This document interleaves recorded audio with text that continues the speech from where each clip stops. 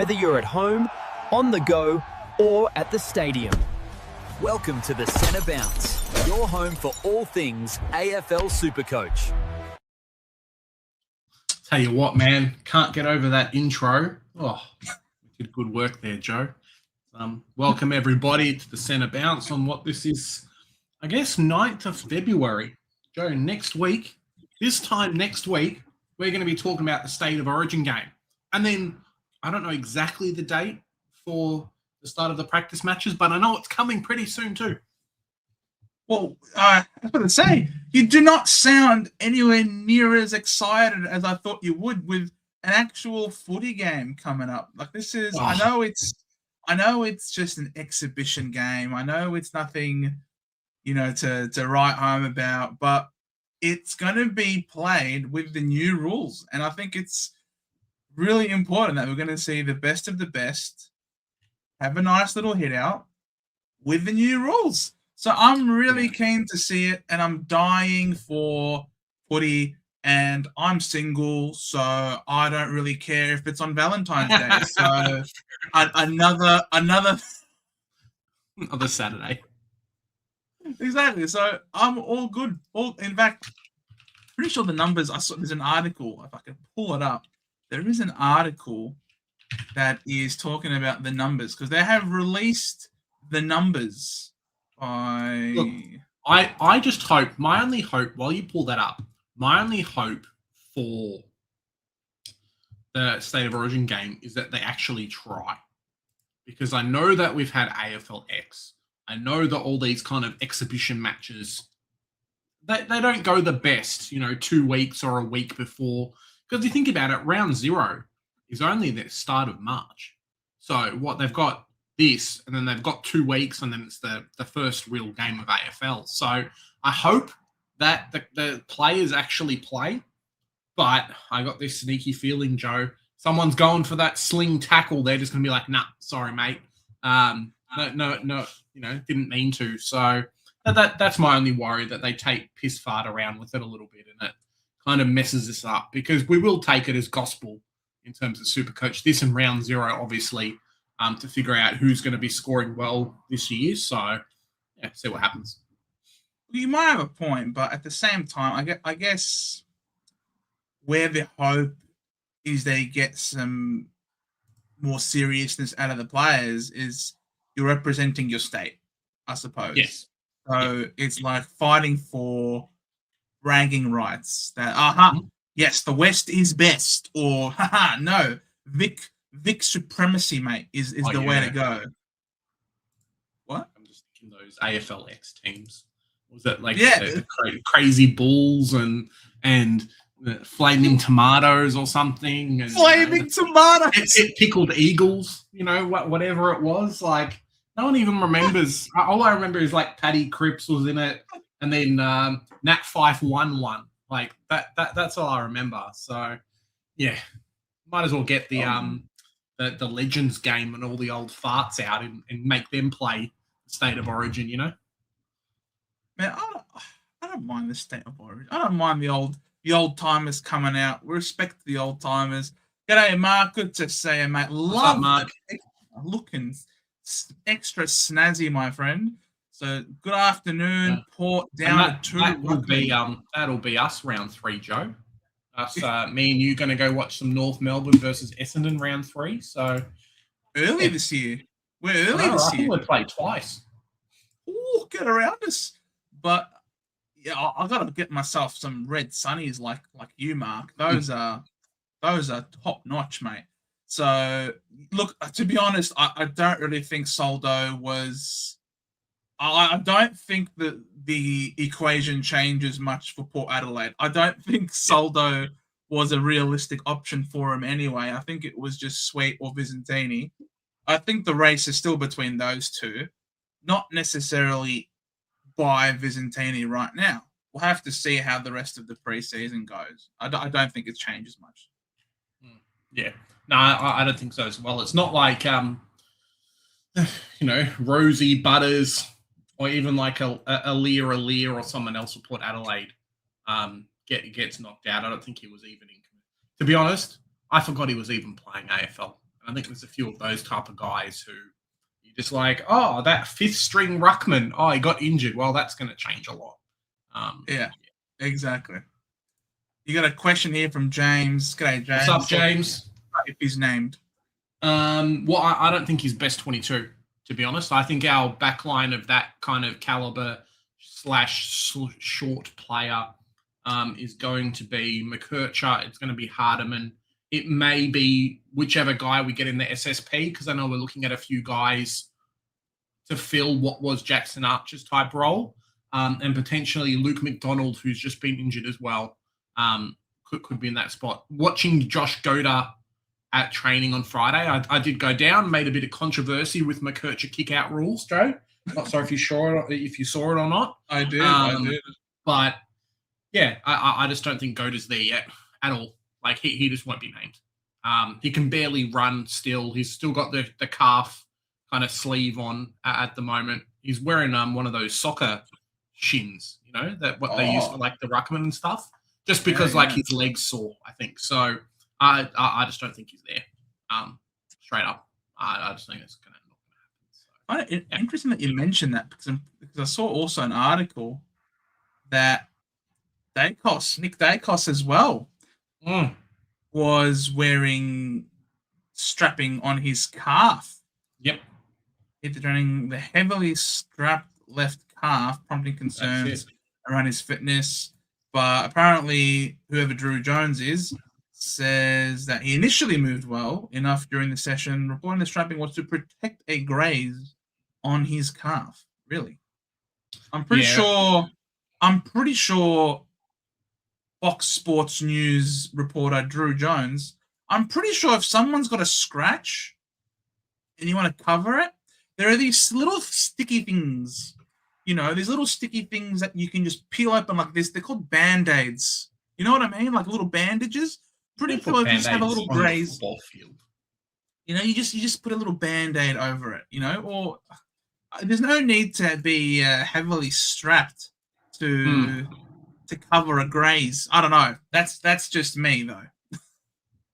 Yeah, I mean, for some reason, Joe, I remember him having something similar this time last year, and not many people were interested in picking him either. Maybe it was Nick Dacos or someone else had a similar thing this time last year.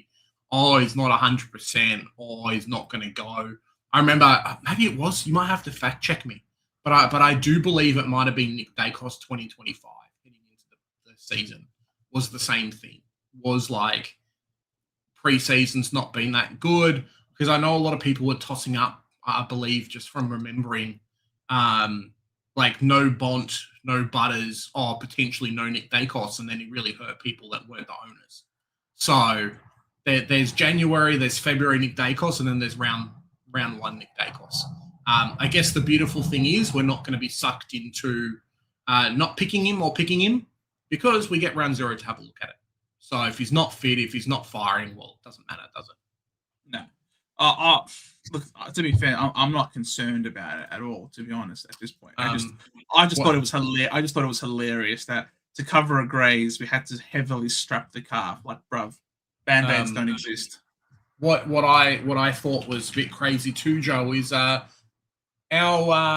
video on watch out for these players. Sid Draper's still 44% owned. And he looks like he's not going to be playing at all.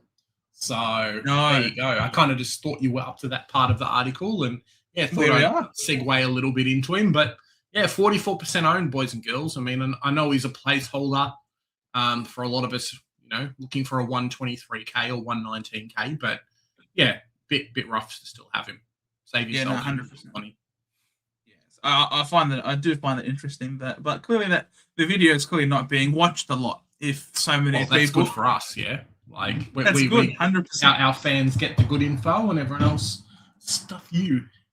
Yeah, exactly, stuff you. I wonder if we could put a line through Max King's career as well. By the way, like seriously, another calf complaint sets him back now. Like seriously, how many issues does this guy have to have? And it all comes right off the back of a massive contract extension. And then bye-bye. See you. My work here is done. I'll take that money. Thank you very much. And goodbye. I leave now. I think it was a bit like Dan Hanelbury when he first came to St Kilda as well, right? Did all right, and then that preseason got injured, I'm pretty sure, and then just never really played much at all.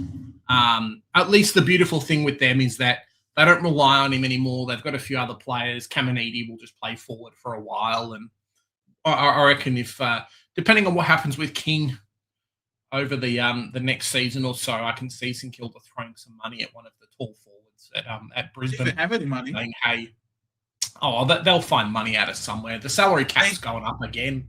They left poor Alir at the altar. They courted him, they wined him, they dined him, and then they said, "See you later, mate. Sorry, no money for you." Oh. But yeah, like the salary cap's gone up 500K, I think, going into this year, and then it's going to jump again because they have to make enough money for Tassie to be able to throw millions of dollars at all these players the year after. True. So I think there'll be some money around. Just depends on how forward the payments to Nazaya were, really. Be like, hey, if Nazaya's on the big money now or if he gets the big money next year, we'll see. Michael, what's up, Michael? Very good evening to you as well, good sir. Mass, good to see you, mate. Ballard or Yuland? Only 8K difference between these two. To be honest, I am almost thinking neither. Gold Coast have a good early run, but I'd rather put the money into like a 119K defender and just say thanks for the 80K, thanks for the 90K on either end. I'm seriously considering not going Uland at all. I'm not paying 200K for, yes, the fixture's great, yes, he'll be good, but for a winger, in 3 weeks, your 119K guy may end up making more money than him. And we've seen it before with the likes of like starting a Harley Reid, for example. Oh, he's getting mass mid-minutes. And then he makes like 50K in the first 10 weeks.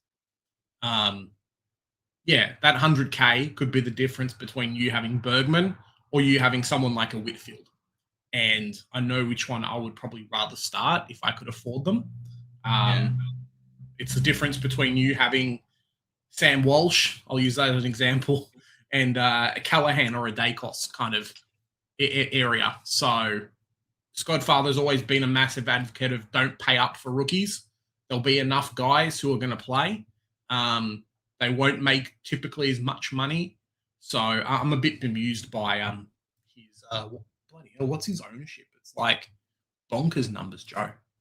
Zeke Uland, 62% owned, and currently I'm not one of them. So we'll see what happens. The rationale, as Geordie says here, got to go with the job security. But there's other rookies that have job security too. Yeah, there's 100% other rookies that have it. Yeah, but g'day, Geordie. But also there is a rationale to paying up for the expensive rookies because, as we know, it's a lot easier to go down than it is to go up. That is true. If there's a rookie that's, like a Zeke, that has been very heavily likened to an Errol Goulden, like the reincarnation of Errol Goulden. So if you start getting an Errol Goulden, now it's crazy that Errol Goulden's being reincarnated while still existing. So I don't know if a part of his soul split up somewhere along the way. But if you've got someone of that ilk potentially scoring you 80s every week, 70 to 80, and then you got other rookies, I don't know, like, do you want to? It's going to be very hard to go up to him because where are you going to find all this extra cash? Unless you've got say you've got a 113K rookie, you're not going to pull up 80-something odd thousand from the bank. Yeah. To get to someone like him, you're going to have to downgrade somewhere else to get to him. I guess kind of the idea is a little bit of we just got to find this year's Connor O'Sullivan /Reed /trainer everybody else, right? Zach Reed. If there's that level of player hiding around in the AFL as our cheap option this year, I'll have to happily bank 100K. It's just about where's that player hiding. Jai Sarong may be that guy. Lindsay, maybe that guy. Even Xavier Taylor at a little bit cheaper price, maybe that guy. So as everyone says, the DPP is nice. The job security is great if he's got it. I'm just not putting my head to the plate already and saying it. I might start him. We'll see. That's fine. He plays round 0. You get to have a look at him, and exactly, he looks sexy. Right? If he pops out of 120, I'm like, okay, you'll get in my team. Exactly. If you look super smexy, we say thank you very much. Ian, g'day, Ian. How many games do we expect Parish to play before he's injured? Will it be enough to upgrade?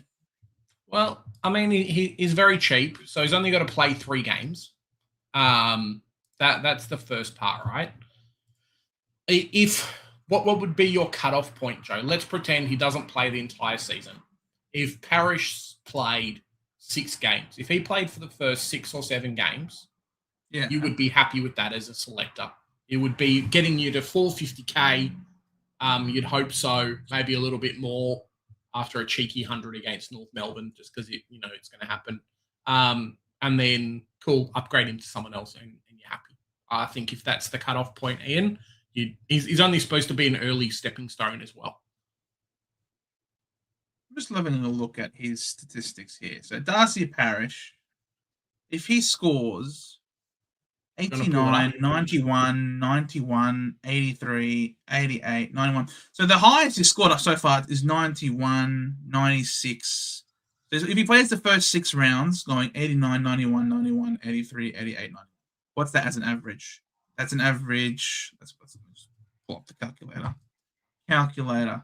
So if he goes 89 plus 91 plus 91 plus 83 plus 88 plus 91 over 6 games. So if he averages 88.8, so let's just say 89 in the first 6 weeks, he's made,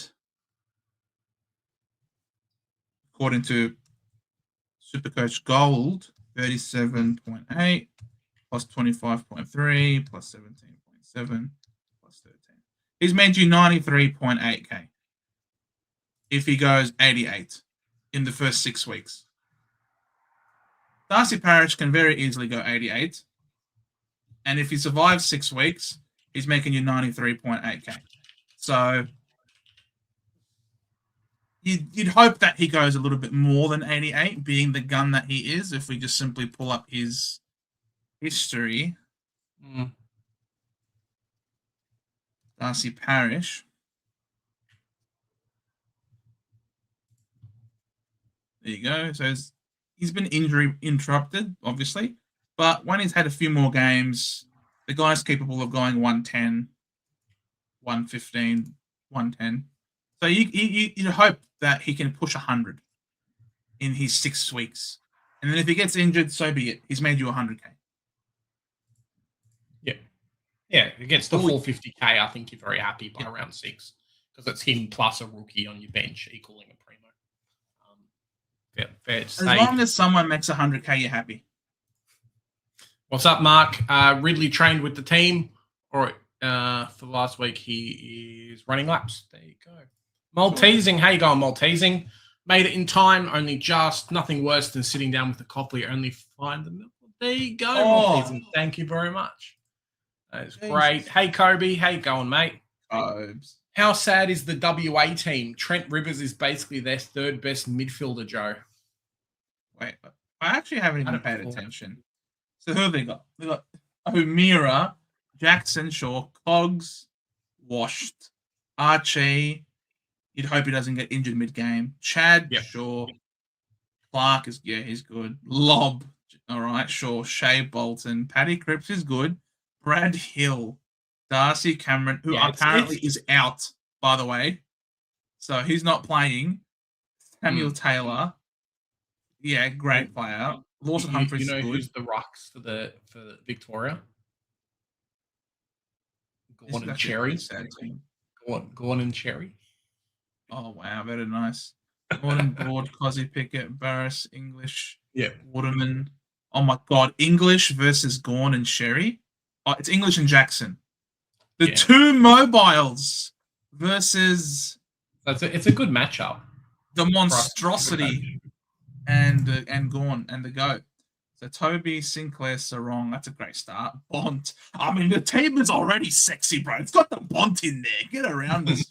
Huey McCluggage, the Snake Merritt, Nick Dacos, Zach Butters, Sam Darcy, Max Scorn, Lockie Ash. What a team. Blake Hardwick, Holmes, Anderson, Rowell. Like, come on, bro.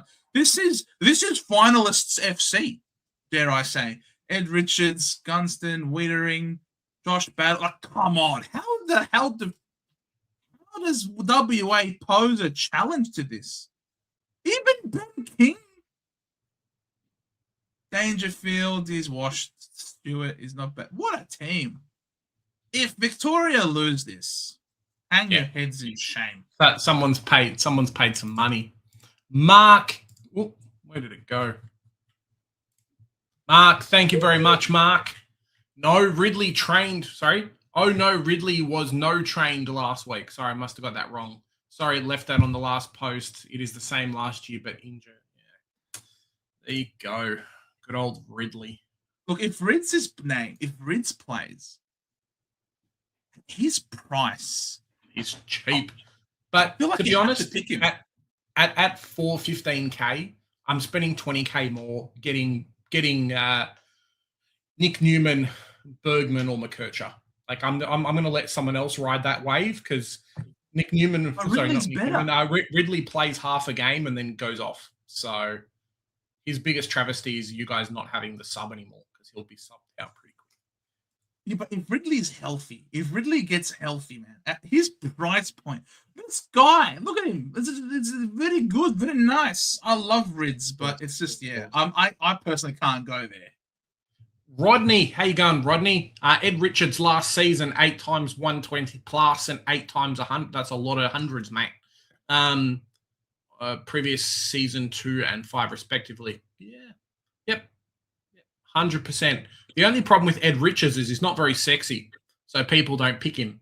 And I think the Dogs share the early buy with a lot of very good teams as well. So a lot of us picking Noah Anderson, picking a Matt Rowell potentially, and a few of their other guys. They, there's not really space for Ed Richards. If Gold Coast had the better buy or had kind of the round 4 buy, then I think it would be a lot different for us in Supercoach land. But you're going to have a couple of Gold Coasts. You might have a Sydney, probably not any Hawkers. A lot of us have English. And then you're going to throw Ed Richards in there too. You're going to get very close to $2 million off already. It's a lot of money to spend, unfortunately. So, I think that's where kind of the mentality goes. But I think he's just under 600K.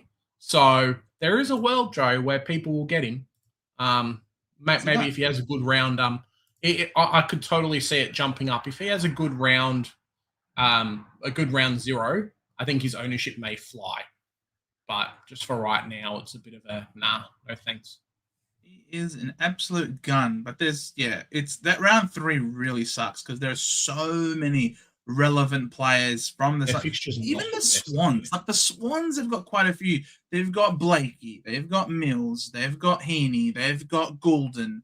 Like there's quite a few really relevant players, and they're going to be pods, that people might want to ride with. And obviously, the Suns.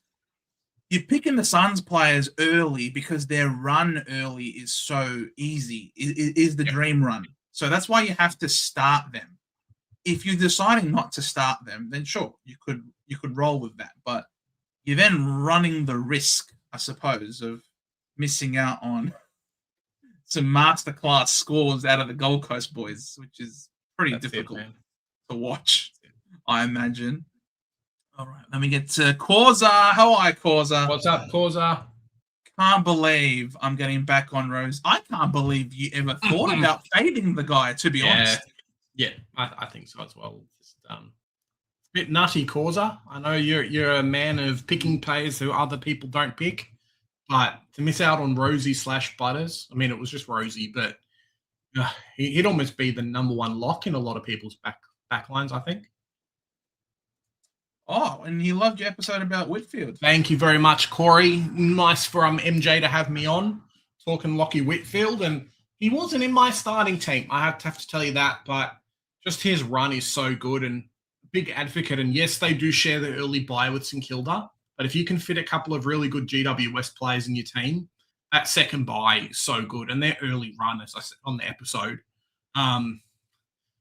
post round 4 bye, holy moly, you want him in your team. Otherwise, you're in a bit of trouble. Him and Callahan, potentially Green as well. So yeah, their run is very, very good. Jesus, so we're just loading up on early bye players, are we? Oh, it doesn't, like, the thing that I said right on the episode, and I'll reiterate it again, and I'll talk about it in my team review and everything, is just, it's round 2, 3, and 4, yeah? By those rounds, you should at least have a rookie on the bench who can cover someone on field.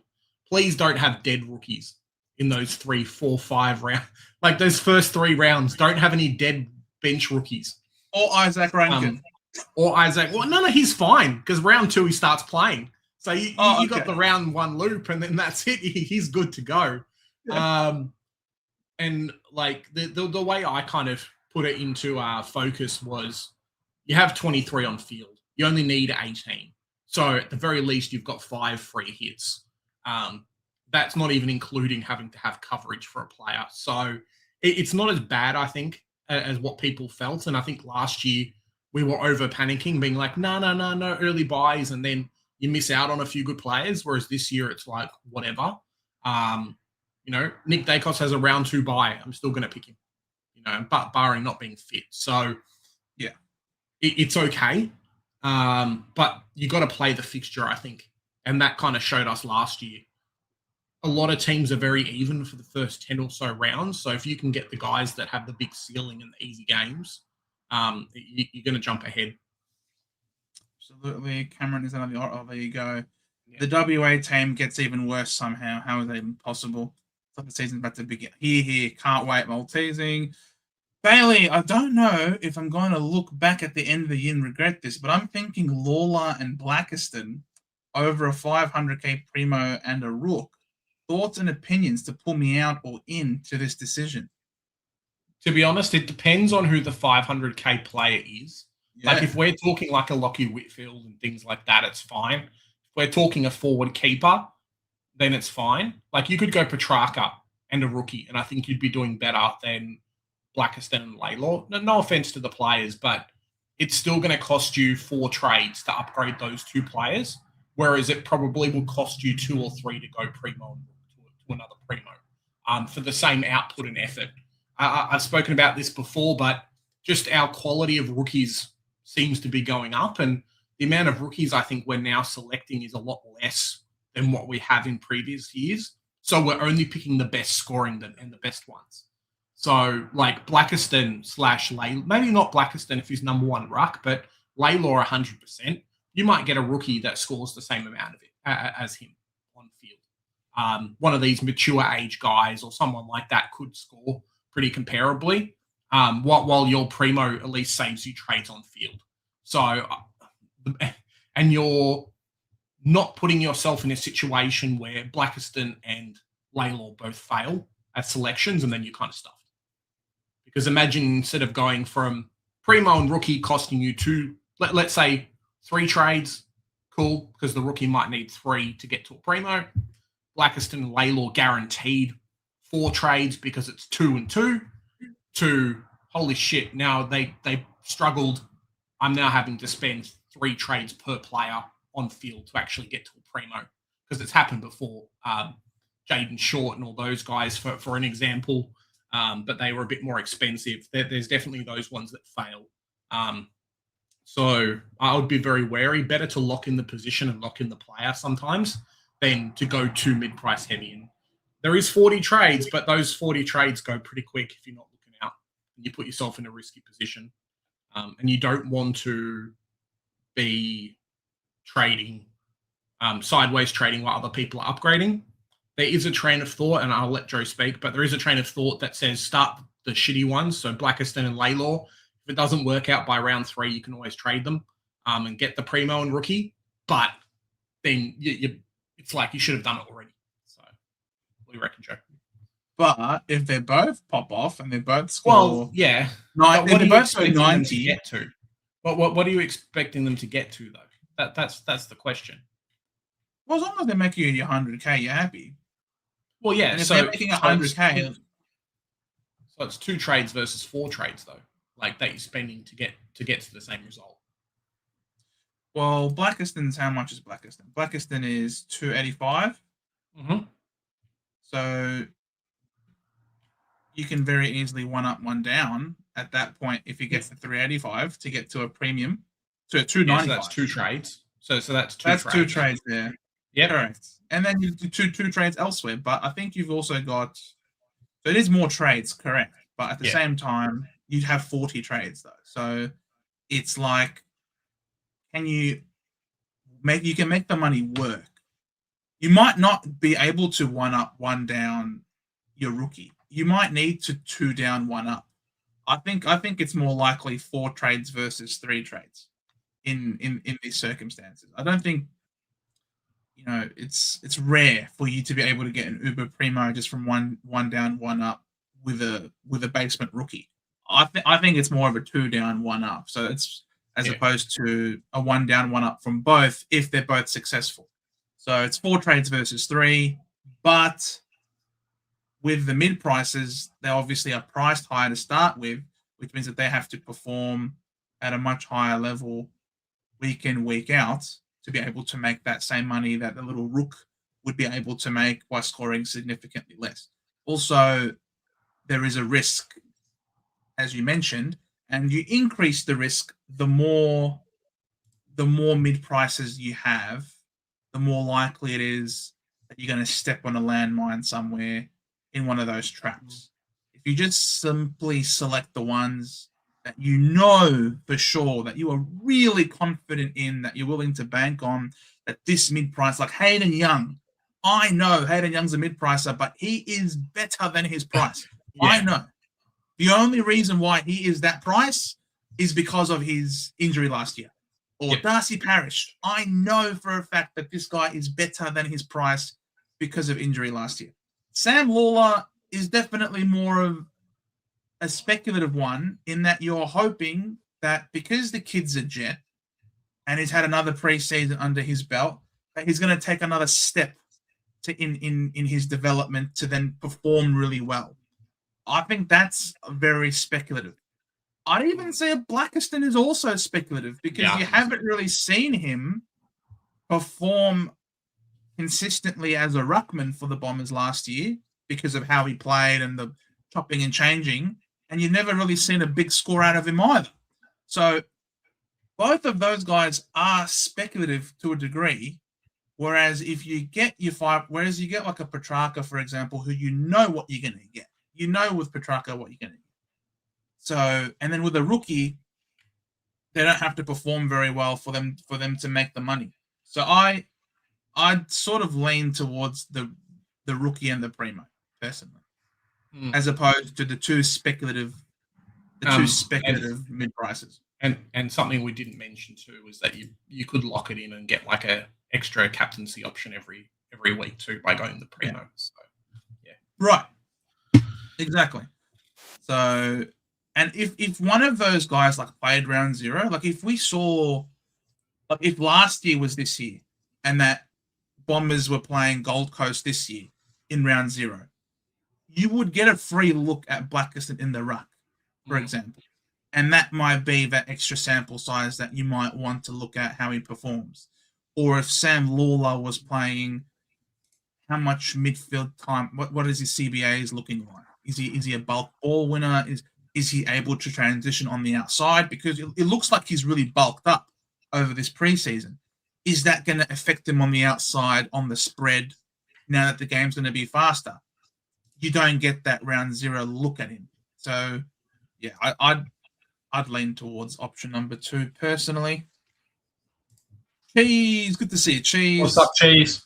Oh, he's thanking you for the episode, and you've ruined his team. Now he has to. I'm happy, man. I'm happy. I would have loved to see the ownership pre and post interview, but yeah, he's only 10% owned, so I guess not many serious people have watched it and changed their teams. But yeah, his fixture's fantastic, and I think the kicking rules are going to be better for him. I think he'll be their number 1 guy designated kicker when the ball goes out as well. So we'll see what happens. 100%. And I can 4 points see for him Midfield. getting, and I can see because he pushes up the ground because he's such a great runner.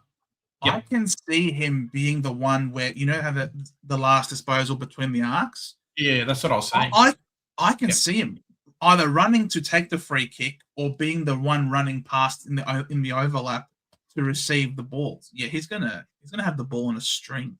Insane. Jack, good to see you, Jack. I'm a loyal supporter when I'm smashing the gym at the same time while joining for some footy There chat. you go, Jack. Jack. That's the best way, buddy. You're a good man, Jack. Oh, as is Mark. Oh, Mark. Bro, stop throwing us your money, Mark. We're going to read your comments eventually, brother. Thank you, Mark. Blackiston story out of Essendon. He's jumping all over Vicentini and running. Yeah, well, that was always the question, right, Mark? Was that he's going to be the main ruck and then potentially Brian comes back. I guess kind of the best thing for Brian is if Blackiston does work out really well, there's no pressure for him to come back early. So if that's the case, you're doing very well with Blackiston. He's my boy. He's my boy. I love him so much. I love him. I love him. I am biased. Just a big advocate as well of people getting picked up from the state leagues, because I'm pretty sure Blackiston was that as well, wasn't he, Joe? Yeah. It's like give these guys a chance and then they can play a role that maybe you didn't think was needed or available or kind of what it was. Oh, no wonder he's good, bro. He came out of the Sharks, mate. He's a shark. There you go. Blackiston, another Matt Flynn. Matt Flynn made us a bit of money. No, he's better than Flynn. Flynn is useless. This guy, Blackiston, mobile, athletic, runs around the ground, loves to, he gets involved in the play. He's definitely one of those athletic types. You'll see. Gary, thoughts on Darcy Parish at this price? I like him. I think he definitely has the capacity. So one of the big things with these mid prices is, do we actually think that they have the capacity to feasibly make 100K plus? And I think Darcy Parish at 330 definitely allows that to happen. There's a world 100% where I can see him getting to 450K, and that's okay for us in Supercoach land. So I think that's good enough. I mean, that's only like an 80. And I think Darcy Parish on a bad day should be able to score 80s. Not saying he's going to be a keeper, like some people have said Hayden Young is going to be similar to that. But I do think there's capacity for him to do quite well. Give me 1 second. Yeah.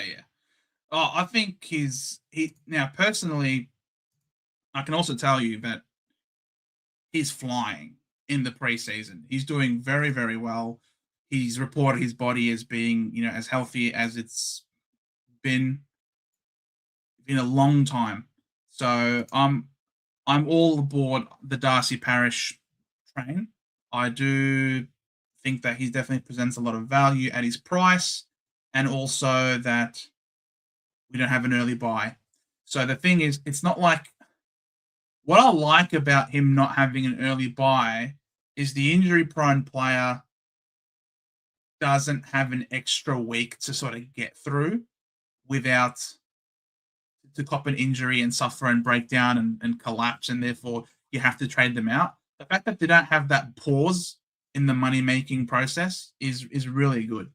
And I'm just playing some Blackiston, from the mid-season draft. So he's just to show that he's a mobile type of guy. He follows up on ground level. There you go. The run and jump, which suits him. He's up and about. There he is. Come on. Handball to him. Handballs out in the contest. There you go. So he's not one of those lumberers. There he is. Runs the ball, picks the ball up, strugs a tackle, if you don't mind, gathers the ball and kicks it away. So, yes, I'm a fan. I'm a fan. Young and Parish aren't going to be keepers, but they will have the role and make the cash, and that's why we're picking them. 100%. Absolutely. Couldn't have said it better myself. Causa, can't wait to be at North versus Melbourne. I tell you what, Causa, every bloody year we play North. Sorry, we play Melbourne. Every I hate it so much. I don't know if Essendon's got one, Joe, but it's always Melbourne and it's always at Casey Fields. Every single time. Just give us Arden Street for once and a different team and I'll be very happy. It's like when they played last year, it was Melbourne versus Hawthorn in the practice match and then later on in the official practice match. And it's like, bro, calm down, man. Like, yeah, just give us another team. I mean, Melbourne's going to be a little bit better, faster play because we've both got lumbering ruckman. I guess Gordon's better in that respect, but no Oliver and Petrarca to rip our butthole, but still, it's all right. True, but I think I think we play Richmond all the time in the preseason. So Melbourne's your another team, man. Richmond, we always play Richmond every preseason, I feel. The same way we play Melbourne every gather round, except for one, where we had to play Port Adelaide last year. So, but otherwise, I think 5 of the 6 gather rounds, we just scheduled to play against Melbourne every time. It's amazing. It's great because we've never lost to Melbourne there. So long may that trend continue. Versus us playing Brisbane. So there you go. Oh, yes, at Barossa, correct. Won't be doing a team this year. I'm away for the first 4 weeks, but can't miss your show. Oh, Michael. Oh, Michael. Michael, you can play Supercoach.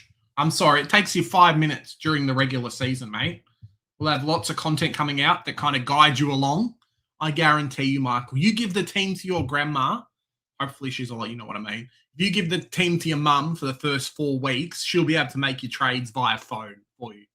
Don't give up on no Supercoach, mate. You'll hate yourself during the season being like, oh, I wish I made a team.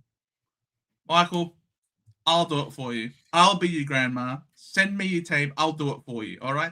Oh, Michael, here, eat this. It's a beautiful trade. Uncle Akka, ciao, Bella. Ciao. Said the bouncy. Hey, Uncle Akka, good to see you, my friend. He was, but he practiced fully about Nick Dacos. Got no issues at all. Yeah, I've got no issues with Nick Dacos either. I just find it hilarious that they just couldn't put a Band-Aid on him and they had to fully strap the guy up like a mummy.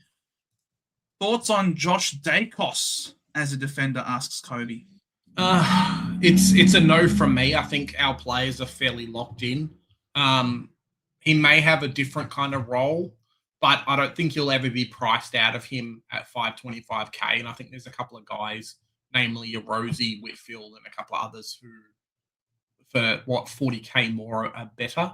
I think as well, he may get moved around a little bit, and last year was played in that kind of mixed Mr. Fix-It type role, whereas he was great, and then he wasn't great, and then he was great, and then he wasn't great.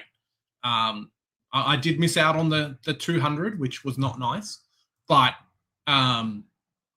it's a no from me. You kind of want to, if you can in Supercoach, start as many locks as you can of top 10 players that you think, and then bring in these players throughout the season to make a bit of a difference. It's okay to have a high ownership team as long as you're good at drafting. So it's a no. If he was 400K, we'd be having a different conversation. But he's not. He's 525. So yeah, a little bit too expensive for what you're kind of getting speculative out of him. It's a no, he says, with confidence.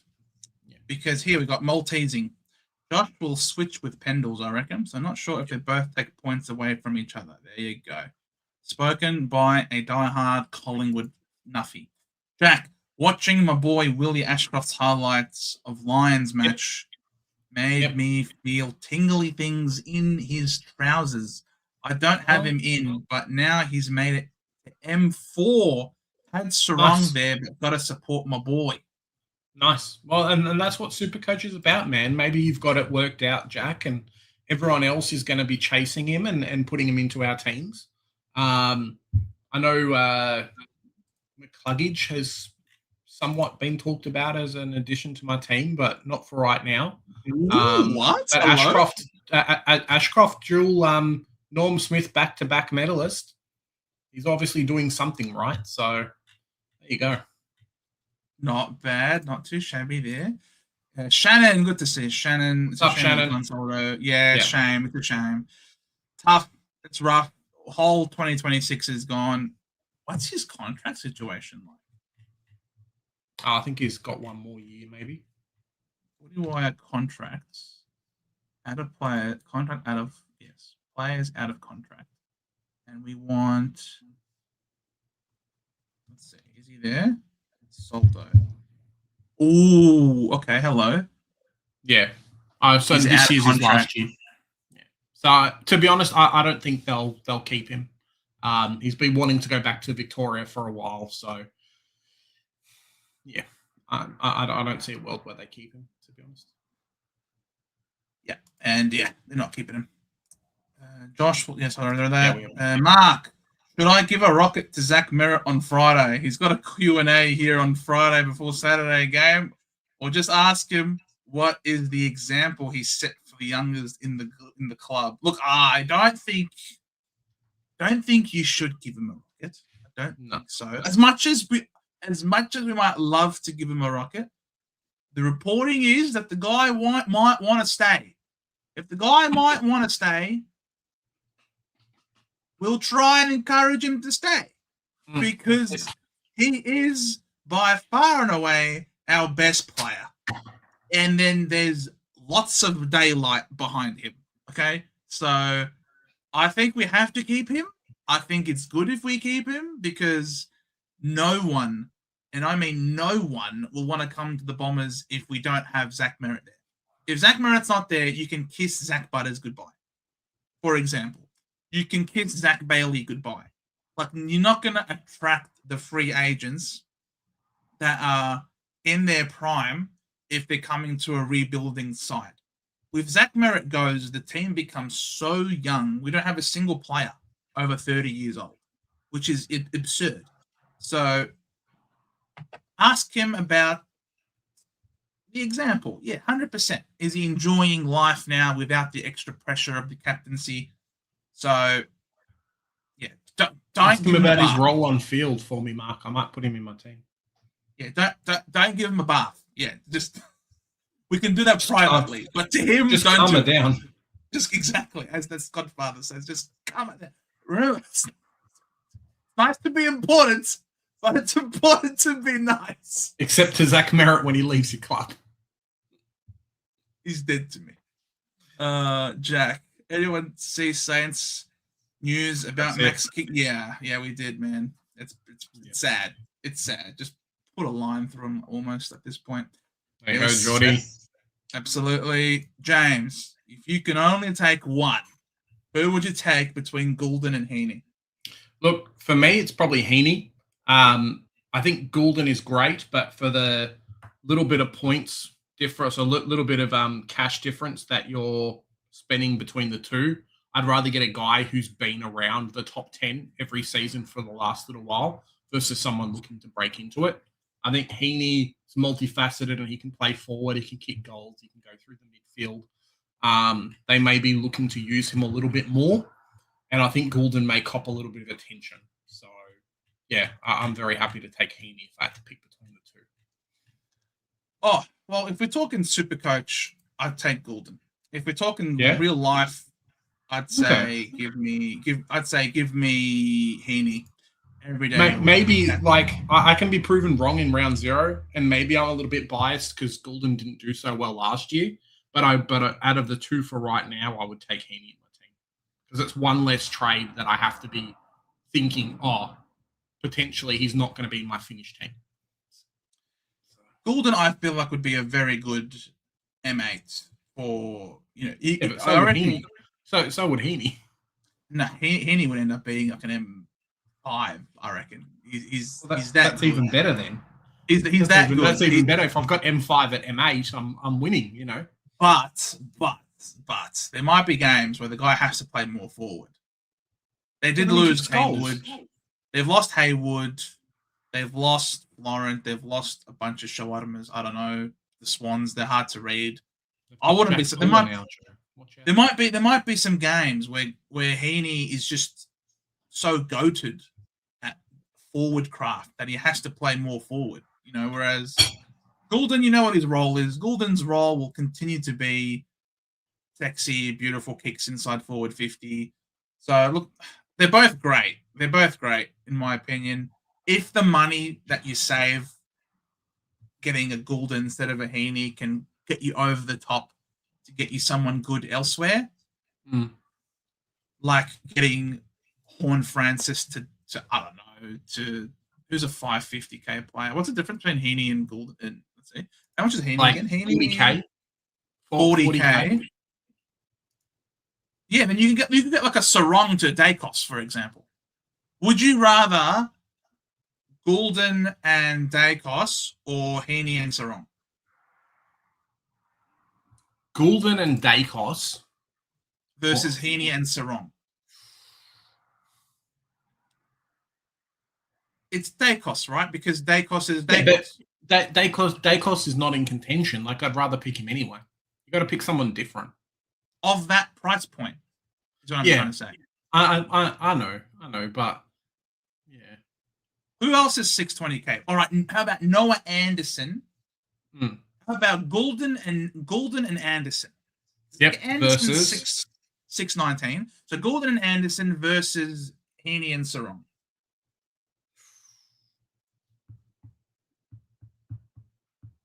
I reckon it's Goulden and Anderson for me. Okay. Yeah, no, that's fair. Yep. Yeah, I can go with you on that. But if you've already got those types of players and you're making sacrifices elsewhere, then sure, Heaney's freaking sensational. Tatum's has jumped on you there, Joe. Tatum. I can't always count on Tatum to back. We'll make this bet, guys. Man. Clip it. Make us a clip. We'll remember it come end of the year. We'll see who's up. I love it. I know you're a Carlton man, Tatum, but you and I, man, we're on the same wavelength. We might just merge the clubs. Just merge the clubs. You would love that. You'd actually get some trade targets. just merge them. None of us are close to a flag. Just merge them. G-Bags, thoughts on Toby Travalia as a starting option, considering him over Willem Dersma? Nah, for me, it's a no. I wouldn't be starting him anyway. I think he's too expensive at 232k. Sorry, 234k. He may be locked in that team, but last year he only averaged a 43. If he jumps up like 15 points, fantastic. But at what's he? So if he jumps up, this is my reasoning, right? If he jumps up 15 points, he's averaging like a 55. Now, if I'm picking a defender rookie, I'm hoping he's averaging over 55. So is Toby Travalia going to average more than a rookie that I've got in the back line for 100k cheaper? Probably not. I'd put a bet on Xavier Taylor averaging more than Toby Travalia at 70k cheaper in the back line. So it's definitely a no from me. There's better options. Sometimes it's not nice to just go pods because it doesn't work out.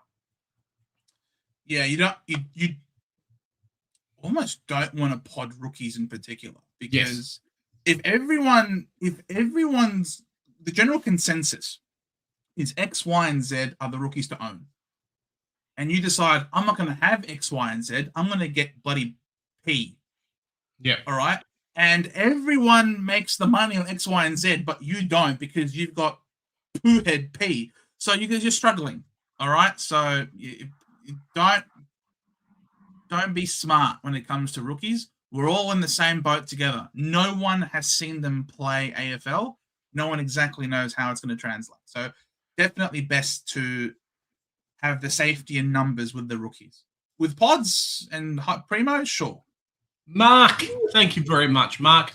One player is better than the team. Like your point, but he's 30. Do we need to distribute a Jekyll and Hyde who doesn't know his Arthur or Martha? Yeah. Good old Zachy Merritt. There you go. Mark. I forbid you from sending us more money. Stop it. Please. I don't want to cash anymore, bro. Just keep it for try buying Zach Merritt a snake or something. You know? Buy him a rainbow snake, one of those big killer pythons. Make him feel happy about himself. That he's staying at the Bombers. Stop sending it to us, please. You're a generous man. Too generous for you, for my liking. annoyed. Wanted to see thread goal this year for North. Could be Yeah. Gun year. It's a bit sad. Liz Frank coming in and giving him a 1-2 to the foot. It's not great. Hopefully he comes back next year, but at least we get the player next year. If he can go out and do what Riley Silthorpe did and put on a lot of size during the preseason and on the time off when he did have injury, I think we're going to get a much better player than what we potentially had this year. Yes, he did put on some size, but the talent's not lost in him, and he's very, very good. So there's no pressure for him to play straight away. I don't think our team's designed that way. I don't think he would have broken into the top, round one team anyway. So, yeah, that's it. I purely, it's a bit selfish, but I actually hope that we take another player via SSP. And what I'm seeing for a little bit on Big Footy is that won't be happening because there's potential Thread Gold will come back right near the end of the season and play some VFL. So, yeah, I don't know. I'd rather us grab another gun. Yeah, but I'm not the list manager, unfortunately. Not Brady Rawlings. Brady Rawlings not even list manager anymore. Good. Stop with his shit. Chase, do you think people are getting too much movement in their pants over mid prices again this year? Sticking to my guns and rookies approach, other than the obvious highly owned mid prices. Well, you go first, Joe, because I've got a bit of an opinion on this. So they kill me every time. I decided I'm not a mid-price madness player. Mid-price madness involves madness that I simply do not possess. I very much am he's a premium that I think is going to be top of line. Lock him in, and he's a rookie that I think will make me money. As soon as they make me the 100K, we jettison them. Off you go. Give me your capital so that I can get someone else in. So I'm a guns and rookies for the most part as well, apart from sneaky blackist in here and there. But other than that, though, I am guns and rookies. Yeah, for similar thing for myself. There's a couple of players in Parish and Young, but I've seen some teams go 4 or 5 mid prices in the midfield, and that killed us last year in the back line. So I'm very, very trying not to make that happen. Set and forget picks across every line, maybe 1 or 2, depending on what happens. But that's it for me, really. I'm in a position where it's not going to accelerate my cash generation or allow me to grab a midfield primo, for example, much quicker than everyone else. I'm more than happy to lose out 50 to 100K and grab these guys who are jumping up to be keepers. Connor McDonald, for example, or Shelley, depending on how he goes in the preseason. A few of these type of players. Yeah. You're really going to get burnt by, CJ's good in the back line, and then he shits the bed. It's hurt me before, and you're upgrading guys on, sideways and guys on field that maybe you shouldn't have started, which hurts. Yeah. Because there are quite a few interesting mid prices, though, that are not quite mid prices, but they're sort of fallen premiums, like your Nick Newmans of the world, for example, that you know that they're capable of more. Well, yeah, they're like fallen primos, right? That's what I just said. Yeah. Versus Jaden Short. Oh, freaking. Or and Pitling. And 350K Brett Daniels or somebody, It's yeah, exactly. Yeah. Flanders and Young are just must-haves, but the rest I can go without. Parish, my guy, though. Hope he's healthy. Parish. Thoughts and prayers, bro. Thoughts and prayers. Yeah. The dirty drop is in here, boys. Hey, Mr. Spanky. Good to see you, mate. Spanky mate. In here. Geordie, I feel like Young, Parish, and Flanders are the best mid-price at this stage. Agreed. Yeah. I think so as well. They're probably not mid-prices that you put them in down as the fallen primo category. I think mid-prices are probably more your Connor McDonalds, your Rochelle's, few players in the back line who some people are selecting and through the midfield as well. Guys like Harley Reid who have never done what we're hoping for them to do versus those 3 that you've named there who are guys who've all averaged over 100 in the past. So I think there's a big, big difference there. So Kyoto will throw money at everyone, still not win a thing, then have a Yep. board dump and nearly be bankrupt, and then ask for concessions. Watch this space. Those pokies, man. Pokey monies, you know. Why not? I love it. Great call, Walter. He's like, I hope Jake from Saints TV is not here watching. He could kill me for laughing at you, for laughing at that joke. Mid prices kill me every year. Here, man. Yep. They disgust me. They just set you behind, which is the tricky part. Apart from set and go. Forever in my heart. G-Bags. Thoughts on who I should have as my F3 this year? Tossing between Frazier. Ginnivan's done a finger problem, so don't pick Ginnivan. And Shea Bolton? Bruh, not Shea Bolton. Yeah, it shouldn't be Shea Bolton. Depends on who's your F2, really. I've seen some Frazier F2s. I've seen Pickett F2s and stuff like that. You could just go Flanders F3, to be honest. You don't have to go super deep. There are a few options in that forward line. Really just comes down to, Skodfather talked about it in one of his latest videos about how you got to structure the team with what available rookies we have and then kind of go from there, the guys that are going to make you that money. We may end up having 5 rookies in the forward line that are going to make us money, or rookie priced players, and not having to worry. So if I had to pick someone, it's really tough, Joe. All these 3 players, we spoke about Bolton, probably not, but Frazier just hasn't done it yet. And you're paying 80 prices for a guy scoring 80s, which is what what he does. So I'd need to see him in the preseason.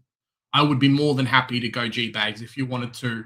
Sheasel F1, Petrarca F2, because they're Fixture and just he's done it before and he'll be there. Potentially like a Pickett F3, and then a Flanders or Connor McDonald. And then you could probably get Pickett out and then put Flanders at F3 and like a Connor McDonald or someone in there who we get to see preseason and get to see round 0, but looks to be taking a bit more mid-time. And he might be one that is automatically in everyone's teams come round 1, because everything we've heard about him on preseason says he's going to play mid, he's going to score big, round 0 does that. Cool. Same with Rochelle a little bit too. If you don't have Cosy Pickett, I reckon Cosy Pickett's a good shout. I think he's going to be up there with all the on-ball time. F4, F3 is going to be the tricky spot, I think. Years ago, Josh Ward was 100K. Zeke Uland, yeah, 100%. Correct. They don't have the role, they're kind of stuck. James, going by your 1.5 mil loss in the buy equals no bueno. I've got Heaney and Gulden. Yeah, it's okay, right? It goes back to what I was saying about having enough players to cover them because we've got bench rookies. But that round 3, I assume you have a Gold Coast plus 2 Sydneys plus potentially English. Like, it's a lot of money. It's a lot of money. At some point, the tipping point will get you and you might score 100 points less than everyone else. Like, yeah, it's rough. We'll see what happens. There's no cash here, Robbo. Jack, sorry I missed the members video last week. Oh, don't apologize, mate. You can always watch it at any point in time again. Been so much you're going to let in my mind. I understand you've gone through a very tough time. Very tough time. If you want to talk, hit us up. Love joining these. Good. That's most important. We're a community. Bit of banter, bit of fun. There's more to life than football. Yes, I know, but sometimes footy and stuff can take the sting out of it a little bit. So you got friends here. You've got friends here, Jack. 100%, Jack. Meta Planet with a very sick image. Wow, that's got to be AI generated, I feel. Best rookies that'll get time. Yeah, I think we're definitely going to start doing a few more. That week between round 0 and round 1 is probably going to be the busiest week for us, and just Supercoach in general, because we're going to have a lot of this information. I would probably run Meta Planet off just the highest ownership across each line, barring Sammy Draper. Not Sam Draper, before Sid Draper, sorry. I'd probably just do that because you won't know until round 1, but we're going to be able to gauge a lot in round 0. So that's probably just the way to go. And then pick, save, what are we going to have? 2 or 3 in the back line on field, same in the midfield, potentially same in the forward line. I'd probably finish your team with $8 million spent and then use that extra $2 million to fill out the rookies, and I think you'll be fine. And then just, as the rookies get named, we'll chuck them in your teams and you should be good to go. If you asked me a month ago, I would have told you, and if you'd asked me a month ago about Farrow, I probably would have said, no, I think he has to work his way through the VFL, but it's been doing very well in training. I said this. I was a bit surprised, to be honest, at how quickly he's sort of coming on in training and training with the mids as well. Like he's not being penciled in or pigeonholed into a halfback role. No, he's been given a lot of midfield time and playing head to head with Parish and Caldwell and Durham. So he's really been, I suppose, getting a bit of a baptism by fire here in training. But I guess that goes to show that they've got a lot of faith in him potentially that he could play sooner rather than later. So yeah, watch the space for sure. Watch Code Sports video, says Causa, and doesn't look like Lindsay for round 1, but we will see. Yeah, we'll see. There's a bunch to play off, but I think they'll play him, but we'll see. Tim Kelly finished the season last 5 games as number 1 midfielder, averaging 98. Forward this season, and is a watch preseason? Yep. Big watch. I don't think he's going to hurt you too much, though, if you don't pick him and he goes big, because he is 401k. Okay, goes to 98. What are we getting him? 100k cheaper? I can see a world where that happens. But big wait and see for me. DPP is nice, so he might be a sneaky one for people that do it. How old is Tim Kelly these days? Like 28 or something. I think he's fairly young still. Bruv, he's 31. It's a no-go. Is he? Sorry. Okay, 31. Yeah, 31. right. You fossil. Get out of my face. There's no way you're in my team. Get out of here. Geordie, I thought Lindsay substitute wasn't looking good. Yeah, it's not looking hot, but we'll see. If he's named round 1, I think you just have to pick him, because even donkeys like, I'm not going to say that, even non-household names like Marriage was able to score like a freaking superstar playing on halfback for West Coast. Let's just say playing for West Coast as a half in the halfback role, you sort of just turn into Gary Ablett Jr. But the second you walk away from halfback and you have to play anywhere else, you become, who's the worst footballer you've ever seen? Luke McDonald. You turn into Luke McDonald the second you move away from halfback. So, yeah, just keep a lookout round 1. If Lindsay plays, we pick him. If not, then see you later, mate. It's not bad. I wouldn't also say that I wouldn't be concerned either that, oh no, all of these rookies we've been tracking in the preseason weren't named to start with. That's good. It's actually good, because we don't want all of these good rookies to start immediately, because once they've made their cash, who do you trade them to? It's always good that we get some more rookies scheduled to appear later on in the season, because they will be the prime downgrade targets that we can access the money. Globes. G'day, Globes. The thing with West Coast as well, for a lot of us that had a few of these players, was if you're not dominating, they will interchange their players quite often. So that's something to take into consideration, I guess, as well. They're not a team that, give you a few bad games and say, hey, how you doing? They're like, we'll get you out, get you back in, get you out and check you all about, do the hokey pokey, Do the hokey pokey and turn You heard me. Thoughts on Sam Butler for 197k? Big wait and see for me, but already going to have the likes of Dev Robb, Todd Marshall, Massimo, probably Harvey Harrison in there as well, and somebody else. So you're probably going to get the same output with Sam Butler, unless he's going to score you hundreds, as one of those guys at 80k cheaper. So I don't know. I need to see it before I make an assumption, but that's kind of my initial thoughts. It's a lot of money as well. A lot of money for a rook. You can pick a cheap rook if you're winning in the forward line. Yeah. There's your boy Steen, ruck forward. There's Mikunda I'd rather out of pick North Latrell Melbourne. Pickett. I'd rather get Latrell Pickett at 50k cheaper, to be honest. There's Latrell Pickett as well, correct? Globes, but is Parish actually in our starting midfield? Bro, Yes. if Parish is fit and healthy, he is 100% in our starting midfield, bro. I get it. I love Duz. I love Colders.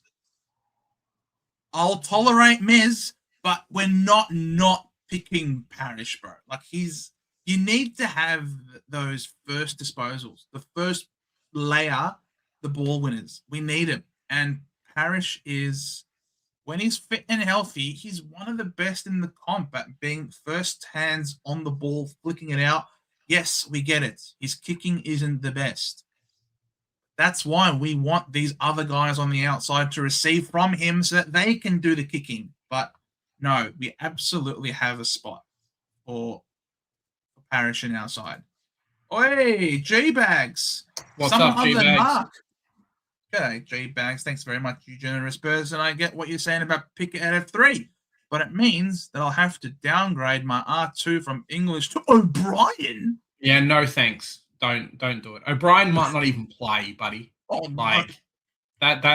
that's a no. I think their F3, F4 is going to be the trickiest thing, but I think you can get away with Flanders at F3 because there are going to be 5 forward options, and 2 of them at least. Well, Dev Rob, you can say as well, right? But 2 of them at least have already played AFL and are in set positions on field. So I don't think we need to be killing your team to be able to get someone like Pickett in. I mean, he's 420k.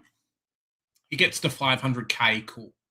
But he's not going to break the bank. It's not like he's going to be 650k and you're never going to be able to afford him ever again. Like, it's just not going to happen. But whatever you do, don't freaking get Riley O'Brien. I've heard he's not even number 1 ruck anymore, Joe. Right. You've shocked me, G-Bags. You've absolutely shocked me with this. Don't pick him. It's Jeremy Cameron out, not Darcy Cameron. Yeah, I think so. Well, that sort of gives Western Australia a bit of reprieve. Thoughts on the following midfield options: Callahan, Sarong, Dawson, Heaney, Goulden, and Brayshaw. Considering these guys as my M3, Butters and Anderson are my M1 and M2. I like Goulden. Yeah, I think you need Callahan. That run and carry, similar to what we've spoken about it with the Whitfield, I think that's going to be the same thing for him. Just hurts if you've got too many St Kilda players because that's another one who's got the early bye. Yes, it's a midfield player, but still.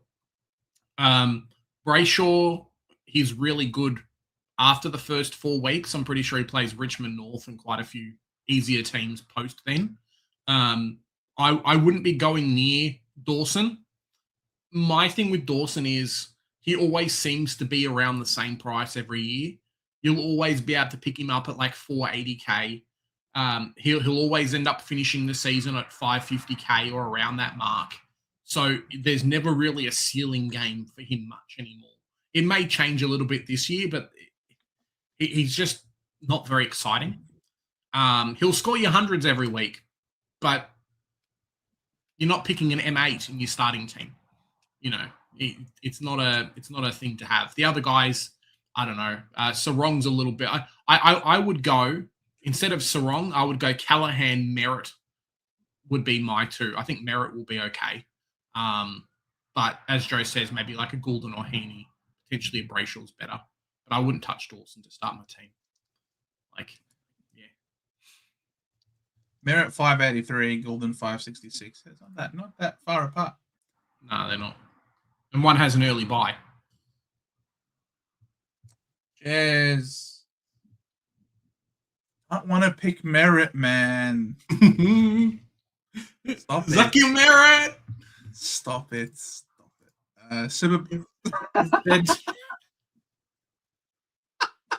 With the smile. With the smile. He's dead to me. Super Blue Iris was at the Lions preseason game. Cheap players to watch: Cody, Curtin, Lohman, and Coleman. I was really pissed. Like, these names have popped up in the Brisbane preseason reviews and stuff like that. But I was really pissed that North didn't trade up and try and grab a Cody Curtin. 200 centimeters, can play either end, really strong mark, a little bit raw, but Brisbane have got another one, Joe. They've got Ty Gallop. They've got what's his face. They've got the other what's his face. No, I mean just like your 200 centimeter guys that can run around and mark and do crazy shit. They've now got another one in Cody Curtin. Sam Draper? Sam Draper. We talked about being shit, so yeah, Sam Draper. But man, Shannon Neal, who's the guys? I'll figure it out. But they've got another one in him, mid-40s pick that's going to be a gun. He's going to be very good. I just don't know if he plays straight away. Yeah. The rich get richer, as they say. They're just good. I posted it on Twitter, but they're just good. They're good at picking players, and they very rarely get rid of their draft picks. Not like I'm going to reference a North Melbourne or a few other teams where the first round are good selections and the rest are, 50-50 that they'll stay on. Brisbane's been fantastic at getting guys across all picks, really.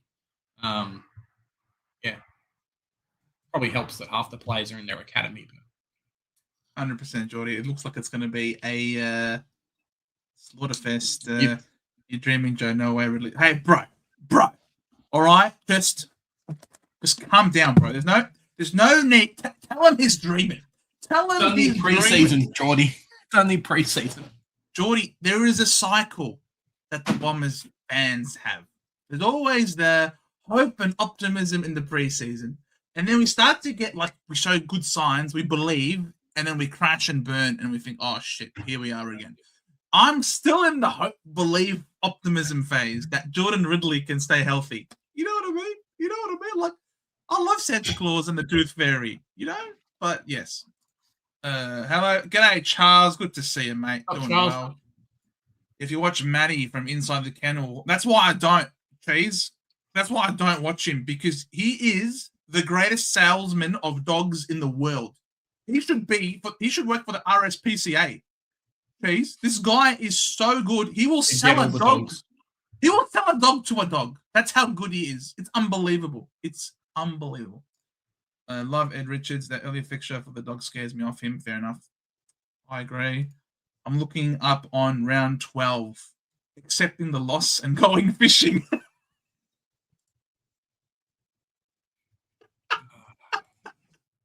I love that. Hey, I might take. Where's a good spot? I'll meet you there, Spanky. Where you going? Yeah. I to be honest, I've said it before, but guys like McKercher and Bergman, you might not keep for the whole season. So it's fine to start them. Come round 12, you're like, hey, what can I do with these players? McKercher to Whitfield in a round 12, depending on fixture or before that, as a cheapy upgrade, it isn't the worst thing in the world. So, yeah, you're not going to keep guys like Todd Marshall the whole season and other players. So it's not too bad. I love it. Legend! Good to see you, What's up, Legend? No. I think I meant to say Viney. No Viney for the season. Does that change the thinking on these potential Melbourne players? Personally, I'm looking at Windsor and one of Langston's. I don't know if you heard that. That was so loud. Someone's having fun going down the street, I tell you what. I could be put in a world where Windsor / Langford potentially come into my team. But I'm only picking Steele if I feel like he's going to be a keeper or around that mark. If I don't know, my midfield, I want to be set and forget as much as I can. And I just don't know if I can trust a 30-year-old Jack Steele, to be honest. I'm happy to be proven wrong and him being a force into my team. But yeah, I don't know, man. Nah. He's cooked. He's gone. He's cooked. He's going to get every ball, though, from Max Gawn, because Max Gawn's got no one left. He's going to get every ball from him. Him and Pickett are just going to go big. But exactly. It will be Pickett. It'll be Pickett and Langford. It won't be Steele. Steele can't. Steele will not be able to accelerate, because remember, it's the run and jump. It's not those wrestle now and just tap the ball in at your feet. No. Now it's the run and jump, which means that you're going to have momentum. I can totally see the play is going to be. Yeah, I know, bro. It was insane. I think Langford, Lambo. There you go. Bro, it was not even outside. It sounds like it was like in your room. That's how loud it was. Yeah, it was insane. I'm near a straight stretch of road, and just people decide to go really fast. So I do have the window open, but yeah, it's not great. I like. Yeah, Langford for sure is now tickling my fancy. Mark, I've topped up my team with 2 Saints, Nas and Sinclair, leaving out Rosie. Okay, Mark. That round, that round 4 bye is going to hurt you a little bit, but we'll see. Jesus. Jen's thoughts on Fraser. He's just too good to not play one role and can play forward potentially. Yeah. To be honest, in my forward line, I'm picking set and forget players or guys that are going to make me enough money. I'm happy to go cheap because there's a bunch of cheap options, and 420K, it's a bit of money to spend, to be honest. Yeah. So I need to see a lot in round 0. Need to see what the midfield of the doggies looks like for me to select him. And just lucky we get it in round 0. So, yeah. Mike, g'day, Michael. What's up, Michael? Averaged 101 last year when he had 50% CBAs. With Stanley 35, if you see Blixarves as number 1 ruck in opening round, could he be that mid-pricer to pick until we see how the new ruck rules affect the rucks? Yep. And the beautiful thing is we get round 0 for Geelong. That's right. Not a bad shout. Not a bad shout there, Michael. How old is Blixarves these days? Blixarves. 34. No, brother. No, sorry, not for me. Line through him, he's cooked. He's 34 years old. It just does not work for me. I'm sorry. Good luck. Matthew Murdoch. Hey, guys, thoughts on... I'm not going to read that one again. What's the better combo for my team, boys? Nando's and Young versus Bont and Parish. Oh, you can't not have Young. Yeah. I would go the first one, hoping that Bont drops some cash, but I can totally see a world where I might just go a bit crazy, Joe, and round 1 I've got Bont and Pelly. So we'll see what happens, but I think just for fixture wise, Nando and Young is too good. Like West Coast round 1, Tigers round 2. If you don't have a Gold Coast midfielder, you're gonna cry. Like, just don't play Supercoach those 2 weeks, really. Yeah, it's a bit rough. Yeah, can you do Bont and Young? That would be nice, but nice. Nando's. Initiator, good to see you, man. Damn, that Suns logo. I know. It's very hazy, like it's the sunset or something. I don't know. Yes, it's more of a correct. The spanky size. Set it right for the first 4 buys and save your trades. That's right. Set it right, save you. Exactly, Matthew Murdoch. You guys are on the exact same wavelength. Jeez, Joe, my man, with a question mark. What do you think we are running as a likely mid-mix at the Dons? Seems everyone thinks Sharp is a lock for it, but I'm not quite sure. Parish, Colders, and Merritt, Duzzy, stints of Kako. Yeah, Kako is going to be that high half forward. I reckon he'll have some stints. We like what we saw from him late last year. Duzzy can play more forward. That's how he started before getting some time on ball. Merritt, I can see him pushing forward as well, especially as he gets older in his career. And if we hold on to him, I can see Merritt playing as a half forward, or almost as a dangerous small forward, even. I think Merritt won't be playing as a rest forever. Parish may rest. So I wouldn't be surprised. No, I don't know. I feel like Duzzy can definitely rest forward for sure. Even when he was injured, we sent Duz to the forward line. Parish, I think, is one of those premier on-ballers for us. He has to be in there. Otherwise, we wouldn't have delisted like a Setterfield, for example, and and things like that, because we believe we've got enough big boys. So Parish, he's fit and firing, he's flying, and he has a great connection with Merritt. And I think Merritt will enjoy having one of his old teammates back out there who he has history and chemistry with.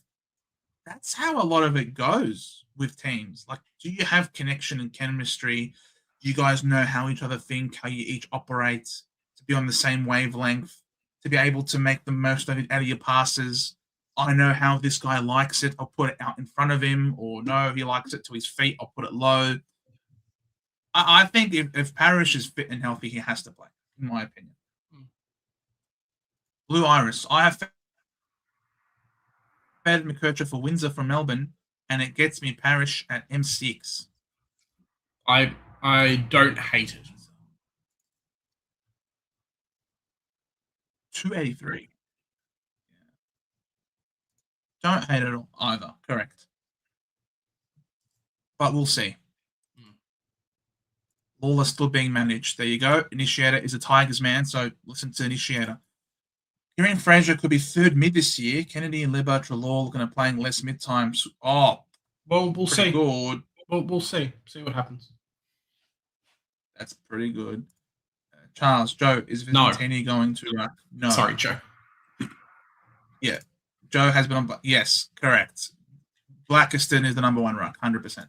Eston likely playing 2 rucks anyway.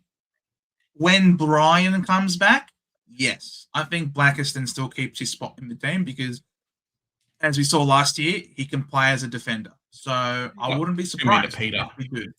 But 2-meter Peter for the moment is going to be pinch hitting. Correct. Well done. You've been listening to me. He's over 30. He's a no for you. Correct. You're over 30, you're out. Except for Whitfield. Okay, Tatum, 1 week till State of Origin. Excitement. What's up, Captain Flash? Good to see you, mate. Hope you're doing well. Subscribe to Captain Flash, guys, if you haven't already. Daniel, hey, lads. Hope you're well. My team's changed again for 200th time. But I am That's now right, midfield Daniel. Heave. Preseason. But I'm now midfield Heave. Had to sacrifice Clark in my backline, but my mids now. Butters, Anderson, Heaney, Sarong, Goulden, Young, Sharp, and Jagger. Very deep. Young That's at a six. M6. Yeah. No Parish, but as long as the rest of the team isn't in trouble, I think you'll be okay. Sounds like Simon Madden. Yes. Blackiston, the next Simon Madden. Get around him. I feel like there's a chance for sure Young could be forward status with Jackson mids now.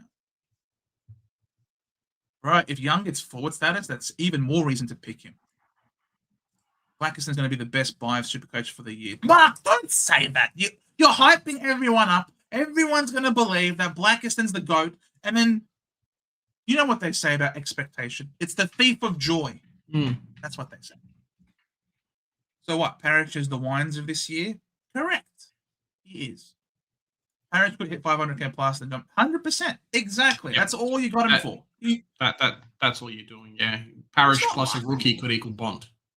Yeah, he's. Bro, I'd love for him to last the year, but he's just not. You know, there are some things that are certain in life. You know, death, taxes, and a parish calf. It's just some things are supposed to happen. You know. Want your thoughts on this?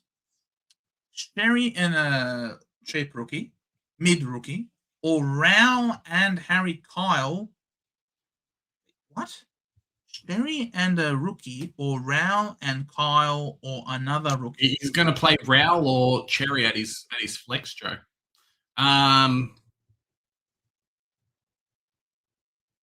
Depending on Rao who or your Cherry. Yeah, depending on who your rucks are, there's a train of thought that you don't go Cherry just because there could be some regression's not the right word, but unavailability of scoring, just for the new ruck rules and whatnot. Raoul's early run is very good, but then Raoul as well, if he's a contested player and he can't run as quick, then potentially his first couple of games, yes, they're very, very good, but not very good. But Cherry has a donkey run, man. Cherry has a donkey 8 weeks. Like, Cherry could be, I know your flex can't be your captain, but Cherry could just be captain flex. You could flex on him as your captain for the first 8 weeks. Like, yeah, it's going to be very, very good. I like to go my boy Cherry if I have to.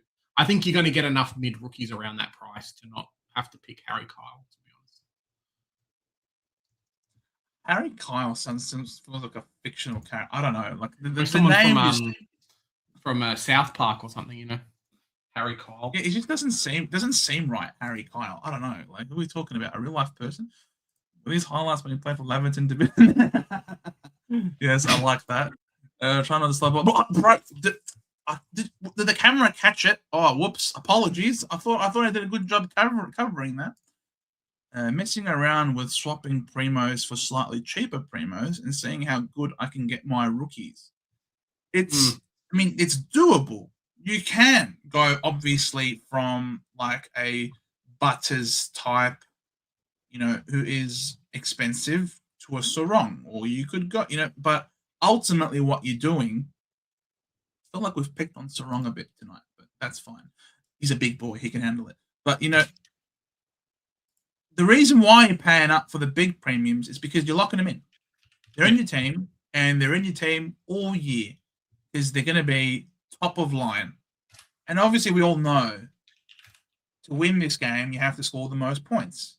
And therefore, for you to be able to score the most points, you want a lot of the players on your team that are scoring the most. So the closer you can get to the top 8 mids, now no one ever nails the top 8 for 8, but if you have 6 or 7 of them by the end of the year, you're raking in all of the points every single week, and you're going to rise up the ladder and, the standings. So if you're picking other premiums, so what to bolster up the rookies, what you're doing is you're potentially picking a premium that is not top of line, that is going to be okay for you, give you decent output, but more than likely to keep up with the others who have the big premiums, you're going to have to trade that guy out as well.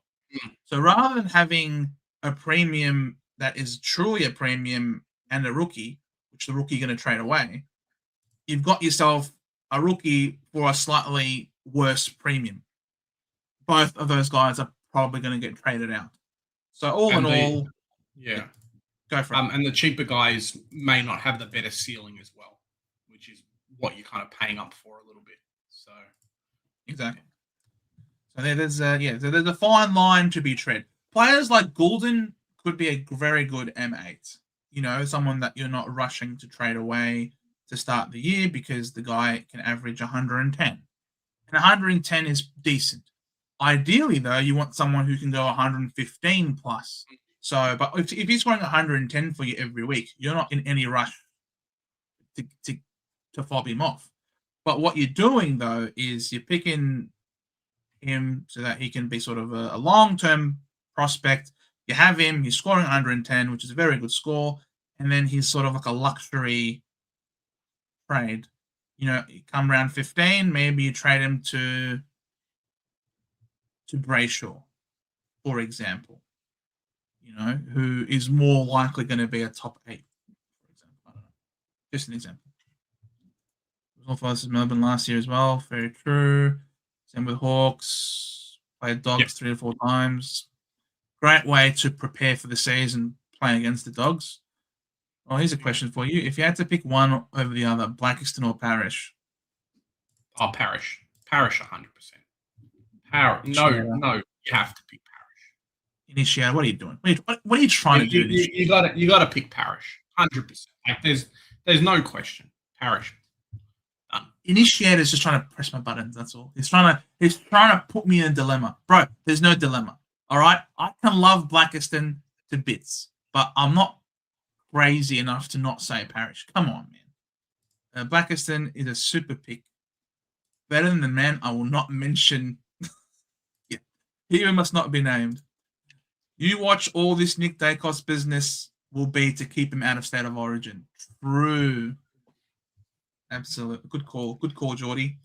Joe, volunteering to be people's grandmas. Not something I had on my bingo card for this evening. Hello, Captain Flash. I'll be your grandma. I'm fading Nas and Kobe and strongly considering even fading Sheasel, but could just be a huge liability to fade all three. Yeah. I don't think Nas will be much more expensive in terms of what his price is now, especially with the additions of like Flanders and stuff potentially through that midfield. I think there's some question marks about Colby McKercher. Just the disposal efficiency isn't the best. Whereas Sheasel, I think he's about 80K underpriced. And if he's playing majority mid versus, his first 8 runs of all plotters, I think it's going to be really hard not to have him, especially because he's going to be a half-decent VC option. So he'll be playing through the midfield, kicking goals. Like, that's what you're going to be getting out of him. So the other two, okay, but Sheasel, it's really hard, man. It's hard to pass him up. Very hard to pass up. Love you, Maltesing. A watch for a rookie is a forward Ned Bowman. I heard him. I think he's from Sydney. You heard him, did you? What did he say? What did he sound like? Oh, you've heard about him. I thought you said you've just heard him. Yeah. 119K forward, but plays backline for Sydney. Ooh, we love that. Yeah. I love a good backline. Well, it's the forwards that play in other positions that score our Supercoach points. 100%. I love me a good non-forward forward. Joe, do you really want Merritt at this point? You have to. Geordie, he's dead to me as a person, but as a club, we freaking need the bastard. In Supercoach, there are no loyalties. Look, to me, he's dead in here. In here, this heart of mine, he's dead.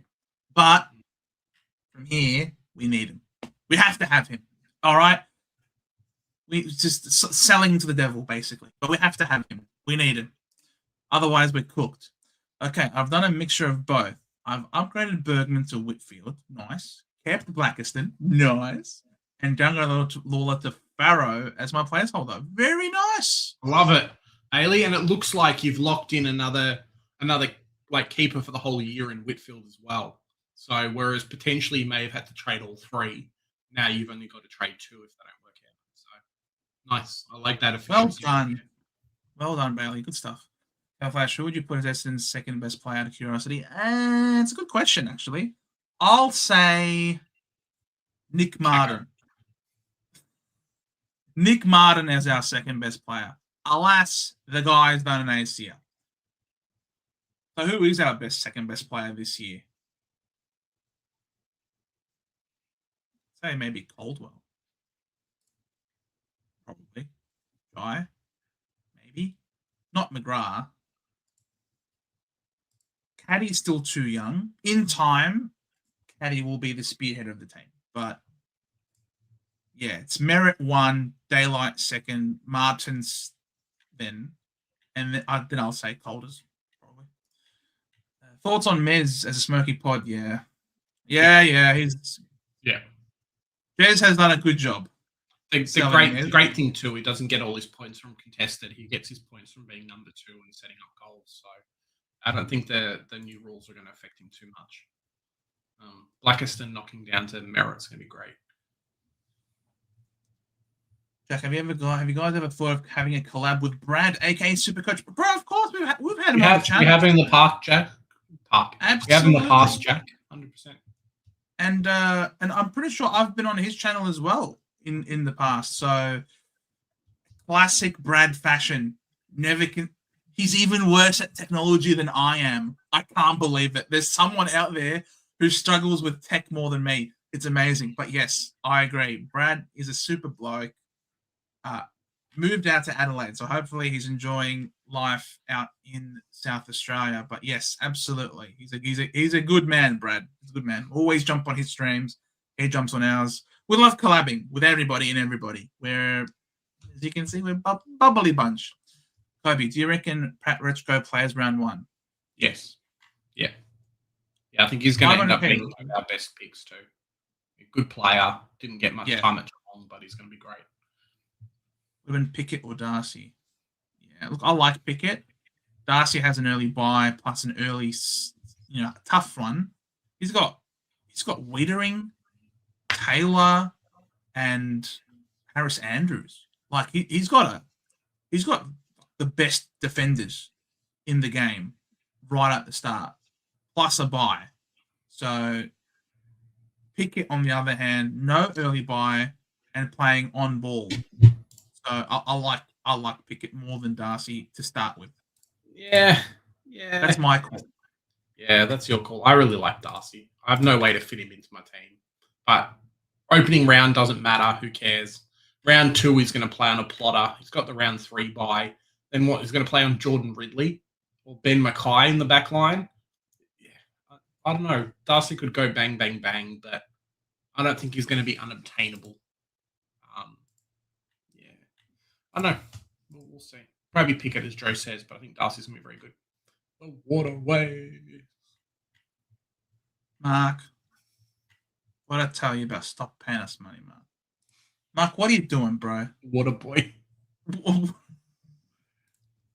Mark, you killed me. Mark, you killed me, man. Jeez.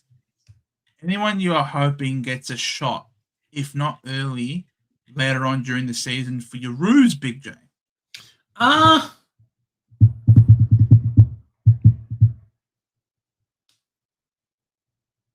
Braden George. Yeah, Braden George would be the one if he's fit. But he really needs to get fit because he's up for contract this year. Really explosive mid. I mean, Daz talks footy. Me and him speak about Braden George all the time. He's kind of like how De Goey was before De Goey became not De Goey. So that kind of explosive mid forward, really, really powerful, big legs, can just run for days and tackle and do a whole bunch of stuff. So I would love him to play. I think he would offer something a little bit different. If Goad decided to pull his finger out, potentially him, he could do some stuff for us as well. Second ruck / forward. But the thing with North is, like, the team is okay barring someone in the defense, but I don't think we've got players to come through. It's more about just getting game time into a lot of our players, which is the big issue. A lot of guys who are first, second, or third years playing our best positions and playing as the best players we've got on field. So it's just really about getting more game time into them and then probably fixing the defense. But I don't see anyone putting their hand up in the defense, unfortunately. Who isn't best 23 at the moment? Yeah, it's a bit sad, but maybe that's a good position. It's just about game time. Hey, Michael. What's up, Michael? Mass, fellas, do you think Bontzilla I hope finally so. wins the Brownlow? I hope so, but he's got to play a whole season. I think he was close last year, but missing those first few rounds really hurt him. So if he gets a full season in a winning, Melbourne, in a winning Dogs team, I think he could be close. I fear that if it's not this year, then it's never.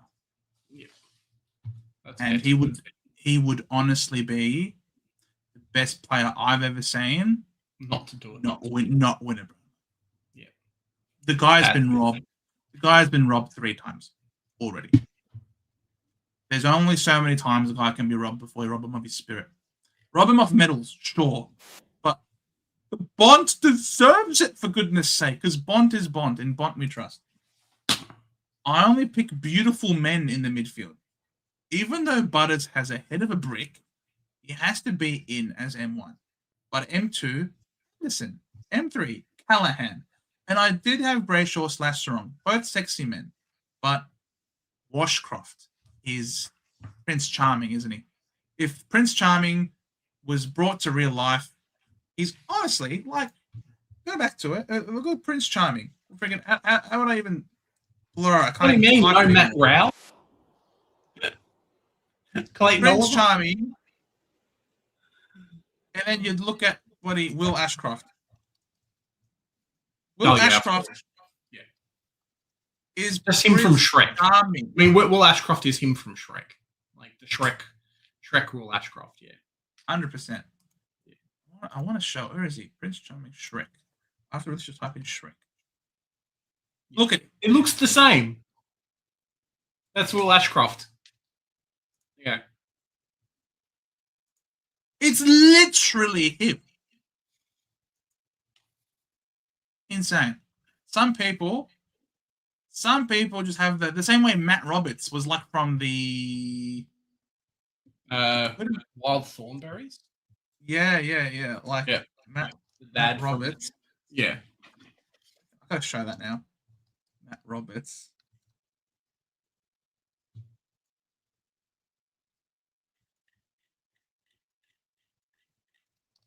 Wild. Was it the Wild Thornberry's dad? Look at him. It's remarkable how similarities can be found. So yes, Will Ashcroft absolutely should be captain of your team. If your team is the captain of the pretty boys, then Will Ashcroft should be your captain, mate. Heaney, the most beautiful. Oh, true. Heaney also sex icon. Golden Day, yes, agree. I have to agree with it. Yep, love it. Everyone agree with me. Also love that Golden plays like 98% game time. Yeah, 100%. Gone through these. Both our teams for merging the clubs. Okay, Golden or Ashcroft. I can't come down. I can't choose. Jack, just pick them all, mate. Just pick them all. Suddenly dead Rook till half the season. Yeah, spoke to a big Tigers fan today. They've been watching him train, and they reckon Grill is a lock coming to. Yeah, I agree. Boys. How are you, Paul? Good to see you, boys. I mean, boy. But Paul, sometimes a high pod rookie can be a good blocker. Yeah. Like those that jumped on Max Hall and stuff like that when other people didn't have them. But it just depends. They can go back, hurt you really quickly too. Chase points in the second half and chasing cash. You want to make sure you've got cash. Yeah, 100%, absolutely. And they said Taj Potter. Of course, Taj Potter is flying. This guy's going to probably win Rising Star for all we know. Damien Smith, 59-69. Very nice. Hey guys, your thoughts on Annabelle from Brisbane playing as a half forward / wing? If there's ever a team to play half forward for, it's the bloody Brisbane Lions, isn't it? I don't mind it. 181K. It's expensive. I just think he's expensive, and I don't know. Like, we get round 0 to find out, but I just don't know his capacity to score the numbers that we need for that price. If we get a rookie at 119K that's going to score the same price as him, you obviously don't pick him, especially with the early buy. That would be my only worry. If he comes out and does Levi Ashcroft numbers, then fantastic. Like, we're on to a winner. But he's got to do those kind of numbers for us to make that assumption. Okay, yeah, you're right. We have to really blitz through these comments. This comment was made at 8:58, and we're now 9:50. Yeah, man, we're a little bit behind you.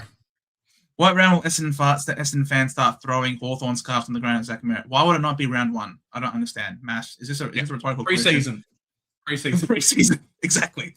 Mid-price madness, better suited fantasy. Agreed. Yeah, Soldo, let's go Dante. Hey, not guaranteed yet. Don't discard Sweet. Joe, I'm all guns and rookies. Also, Joe, black is the Netflix. Get around me. That's the way. The dualities of man. That's the way.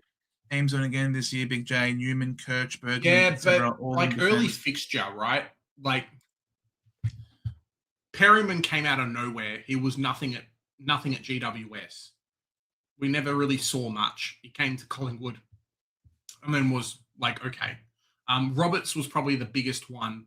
We saw the role at the end of last year and just didn't have the role. I think he was okay for parts.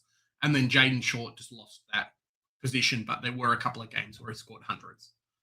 Newman, fallen primo. If he gets the halfback role, yes, there's injury concerns. McKercher playing an okay role. Muppet fixture. Same with Bergman as well, playing through the midfield. So potentially, I probably wouldn't say lock in all three, but I think the situation's a little bit different versus 3 guys we didn't even know their names the year before. Yeah, exactly. Thoughts on Harvey Langford? Asked Theo. Like him. I like him. He's looking good. Theo, Injuries. yeah. I need to see He it. gets lots of opportunity. I need to see it. But I probably won't be picking him. I'll go Young and Parish and then have to pivot if it doesn't work out. Correct. Fellas, 450k is not mid-price. It's a fake primo price. Well, it depends on the player, but yeah, I agree. That's a great shout, by the way. I love that one. Matt's very nice. I like it. I have a very, very, very good sources that a certain Lions player will have huge boost in CPA numbers, even though there are so big mids in the guts. Zach Bailey will average 95 to 100. Put your house on it. Cool. So, but where's Zach Bailey? Yeah, 474k, averages 95 to 100. He's probably got an upside of like 50k. So for me, that's a no. I'll let myself in, as my last forward upgrade to bring him into my team versus having to start him, I think. But I think he may do okay. They may be one of those players that always happens in the AFL. They come up for contracts. So their club's like, yeah, you can play your preferred role. And then next year's like, no, you signed for less money. So go back to playing high half forward, mate. Oh my God, I just saw this. Woody. I'm forwarding it to Jake now, Jake. No, Woody, don't do this to me, bro. I love you boys too much. I told him way back when Saints are playing finals this year. Send him that clip too. Yeah, Saints are playing at least in a wild card. Contemplating Fraser in forward line if he's third banana. Yeah, if he's third banana, would be obviously very impressive. My horse won on the weekend. Well, no shit, you're sending all this money to us now. That makes a lot of sense. Big win in Sydney. The horse is unleashing. Congratulations. But Mark, I feel like you've used up all your winnings on us tonight. But well done. Congratulations. Even though it's a bit of a roller coaster, he'll be someone I'll be targeting. Yes, well, the roller coasters are the ones that you target. So that makes sense. Thoughts on Pickett? I like him. He's in my team. He's been in my preseason team the whole time. I like him. I'm picking C-Mac instead of Guinea. Yeah, Conor McDonald making a lot of the price is pretty juicy. What if you don't rate the forward rookies? Well, then you pick the mid prices, but typically 1, 2, or 3 of them do really well. We tend to get a few forward rookies that are scoring big in other positions as well. Max Hall being one of them. I think he was a forward only, but don't quote me on it. They're okay. The forward rookies might not be the best, but they're okay. And I don't know. There's a lot of if and buts with a lot of the likes of Conor McDonald and Rochelle and a few of these other guys. So, yep. Each to their own a little bit. You could be putting yourself in a position where you've got to spend all your trades getting rid of these guys if the picks don't work out. So that's my only concern. CMAX will get decent mid-time during the first half. Yep, cool. Very good. Good to know. There's going to be a lot of forward rookies. Well, there's a lot of everything rookies. Todd Marshall is the only one I have a smidge of confidence in. Massimo. Not Massimo. Philip looks all right. Tatum says he'll get injured again. He probably will, for all we know. But we might not get tomorrow, so let's do it tonight. Nightfall, how many keepers should we actually start with? I have 11 with Flanders in that 11. Well, yeah, Flanders is a keeper. I love that. I think 11 or 12, if that's 12 picks you don't have to mess with in your team, that's what is that? Half your team already done. And then the rest you can fluff around with. So I think that's a minimum. 11 to 12 is a minimum. Best 10 is still hugely understated in my opinion. Early buyers. Exactly. Yeah. That's where Guns and Rookies is really good. But, it's a big but. Yes, you're right. Best 18, hugely understated. But that's almost entirely offset if you have a really good captaincy score. If you have a bad best 18 because you loaded up on premiums and in that week you don't have a good captaincy score either, I think it really hurts. Especially if the others do have a good captaincy score, supplementing the rest of their team that's better set up in that buy round. It can be a double whammy and you're sort of getting kicked in the nuts and you're not enjoying it. Yeah. Jen's thoughts on TDK with the new rules? I need to wait and see before I make any decisions on him.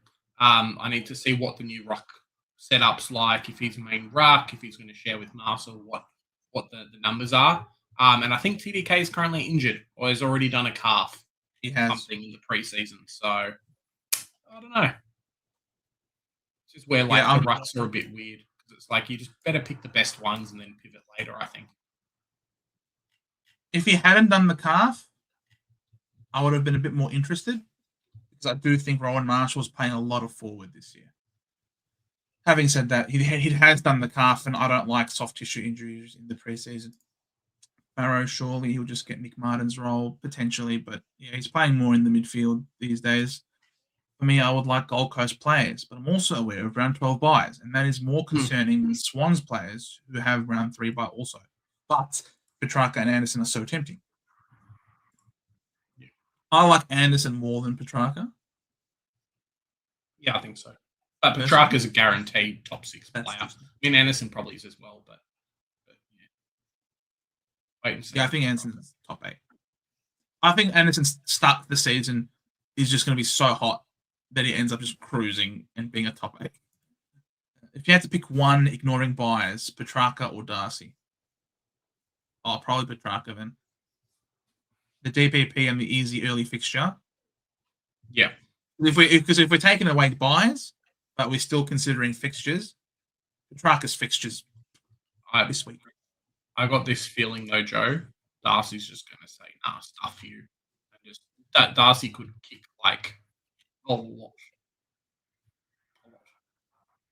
Darcy's kicking bags of goals this preseason on his fellow Bulldogs defenders.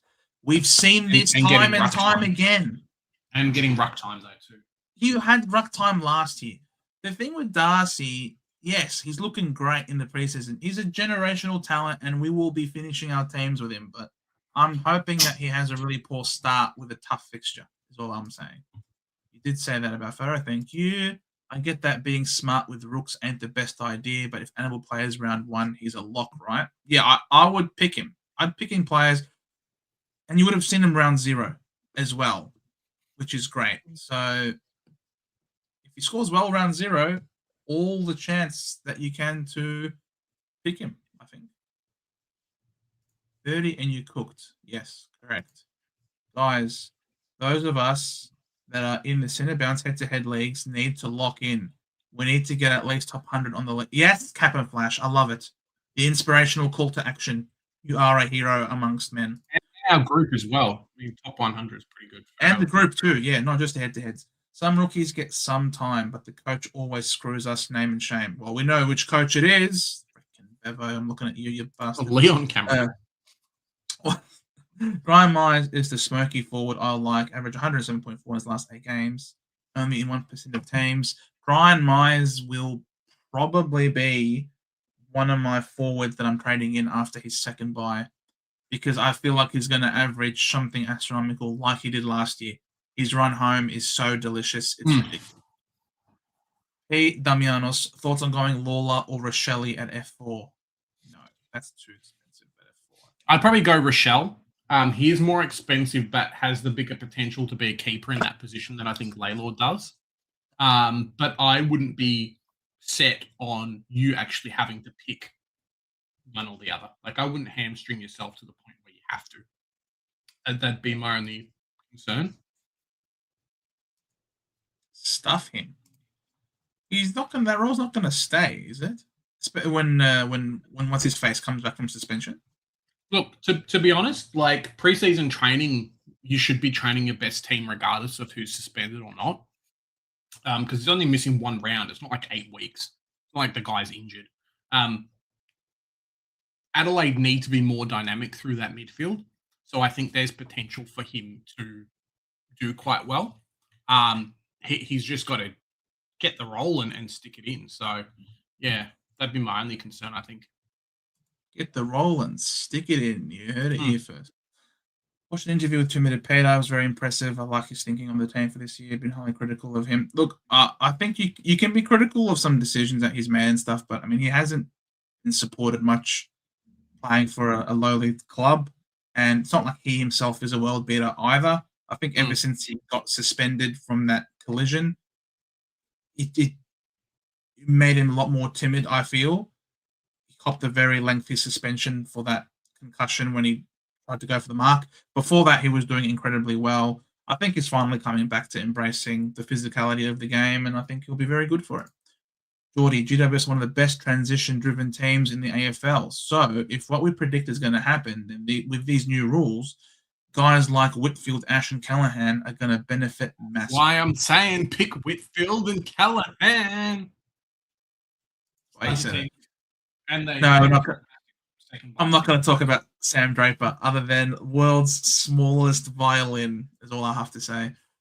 Yeah, this Brisbane team has to be. It's disgusting. Jeez, it's actually kind of disgusting that the way the AFL have completely. Oh, and Gold Coast are very, very good too. Queensland have been set up to dominate for the rest decade for the decade to come. So yeah, get used to it, guys. We're not seeing a premiership in Victoria for a long time. Charles, Gents, Gallup is the talk of the town. I'm sure he is. Geordie, a Hawks fan, though. Essendon hate makes sense.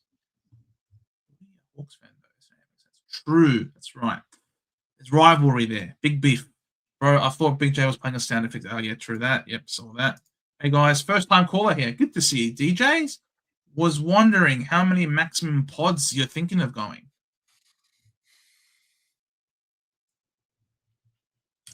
I would probably say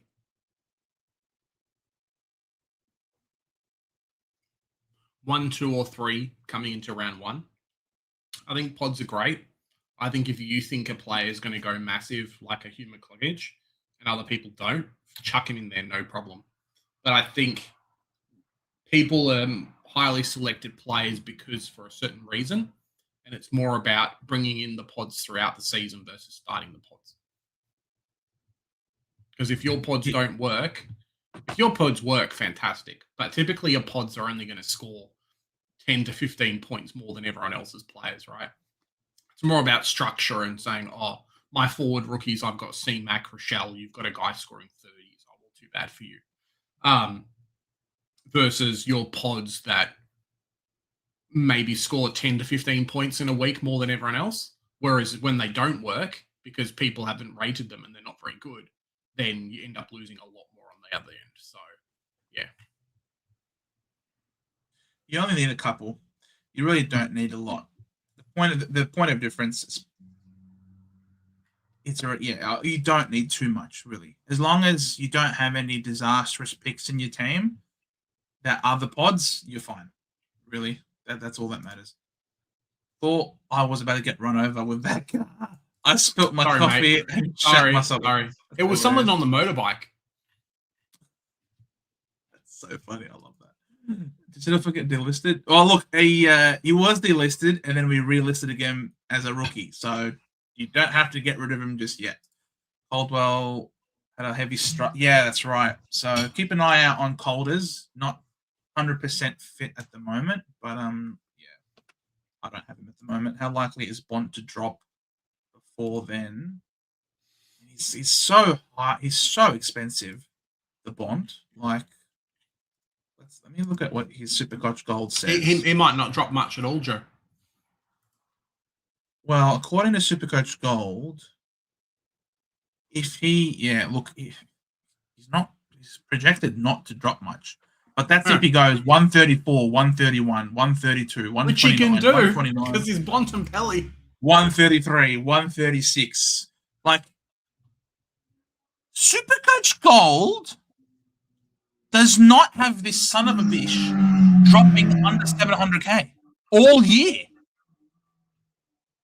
The cheapest, according to Supercoach Gold, that Bont will be is 701.2Ks. Yeah, which is basically in round starting 7. Price. Yeah. That is bullshit.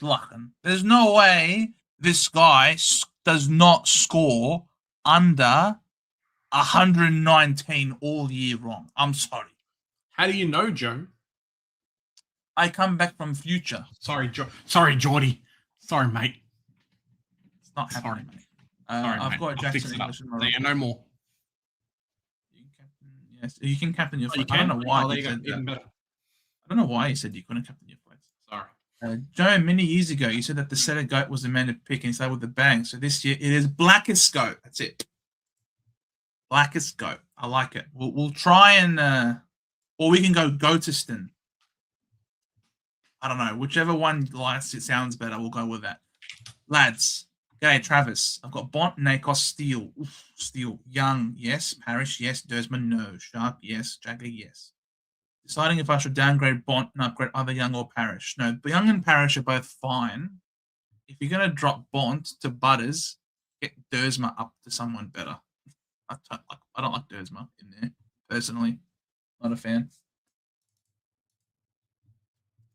Otherwise, those premiums are sexy. Rod, good to see you, mate. Welcome aboard. Up, Rod. What happens, Joe, if Merritt wins the best on ground on Anzac Day? Of course he will, is all I'll just say. He's going to win every accolade and our best and fairest and then request a trade again because he's a snake. I traded lately in my keeper league. Merritt, Clark, and Flanders. 2 people for Rao, Dempsey, Davies, Madden, and Angwin. I'm not competing for the comp in the draft. No, you're not. Sticks the classic closer. Sorry, mate. I love it. Archie Roberts got to be second best player this year. Nah, he's still too young, bro. He's still too young. He'll get there. Have to jump on Fraser. Was watching Matty Lyons, best of the best dog track watcher, talking to Dia, and he said 100% locked. He is third banana. Yeah, wow. I just need to see it. All right. Well, if every single Bulldog supporter and track watcher are saying the same thing, let's just autofill our team with Bulldogs players. So would Blackiston end up? Yes, he would. Yes, he will. Absolutely. Blackiston will get ruck eligibility come round 6. He also said Jacques locked for round 1. Love it. Love it. Jacques is in my team. Well, there you go. There's another one I don't have to spend on Uland. I can get Jacques instead. Yeah, get Jacques, bro. Get Jacques. Luke Urquhart, I want to see this year. There you go. If Sam Darcy goes crazy in those early matchups, it could be hard. Look, if he goes crazy in all of them, it'll be tough to get. You're going to be spending $600K to get him in. Be very expensive. Very expensive. Generic pick, but I just feel like it's a day cost year, Brownlow, for him. Don't do that. Wonder if Chase Jones plays for the Crows 119K. We'll see. If they're relying on Chase Jones, then there's big trouble. Well, Ashcroft is the pedal pop line. I like that. Good call. Pendle's up there for one of the best players not to get a Brownlow. True. Yes, I agree. Rookie! Good to see you, What's up, Rookie Coach? How you going, mate? In your opinion, which player has the highest risk but highest reward? You go first, Joe, because my play is a little bit left field. Oh, I haven't even thought about it. All right, well, you have an answer, so go for it. I Rookie, sit in your chair, mate. Get yourself ready to go. Bontempelli is my pick. Highest reward in terms of it was a world we saw with Supercoach Gold where he doesn't drop much in price, and everyone's got to spend 3 upgrade rookies to get him in, or a Parish +2 or something like that. Biggest risk that maybe he doesn't have a great start to the season, and everyone gets him at 600K, and you spend 100K more, or heck 550K if he really has a bad start to the season. But I think we may see a little bit of those that started Bont versus those that didn't start Bont. Well, we'll see what happens with the best 18 for the first couple of rounds, and definitely biggest upside because it's a lot easier to get a 600, 500 player in than it is to get a 700 player in. So no one stayed at that price. Lockie Neal was around that for a period of time. Max Gawn was around that for a period of time, but Bontum Smelly, we'll see.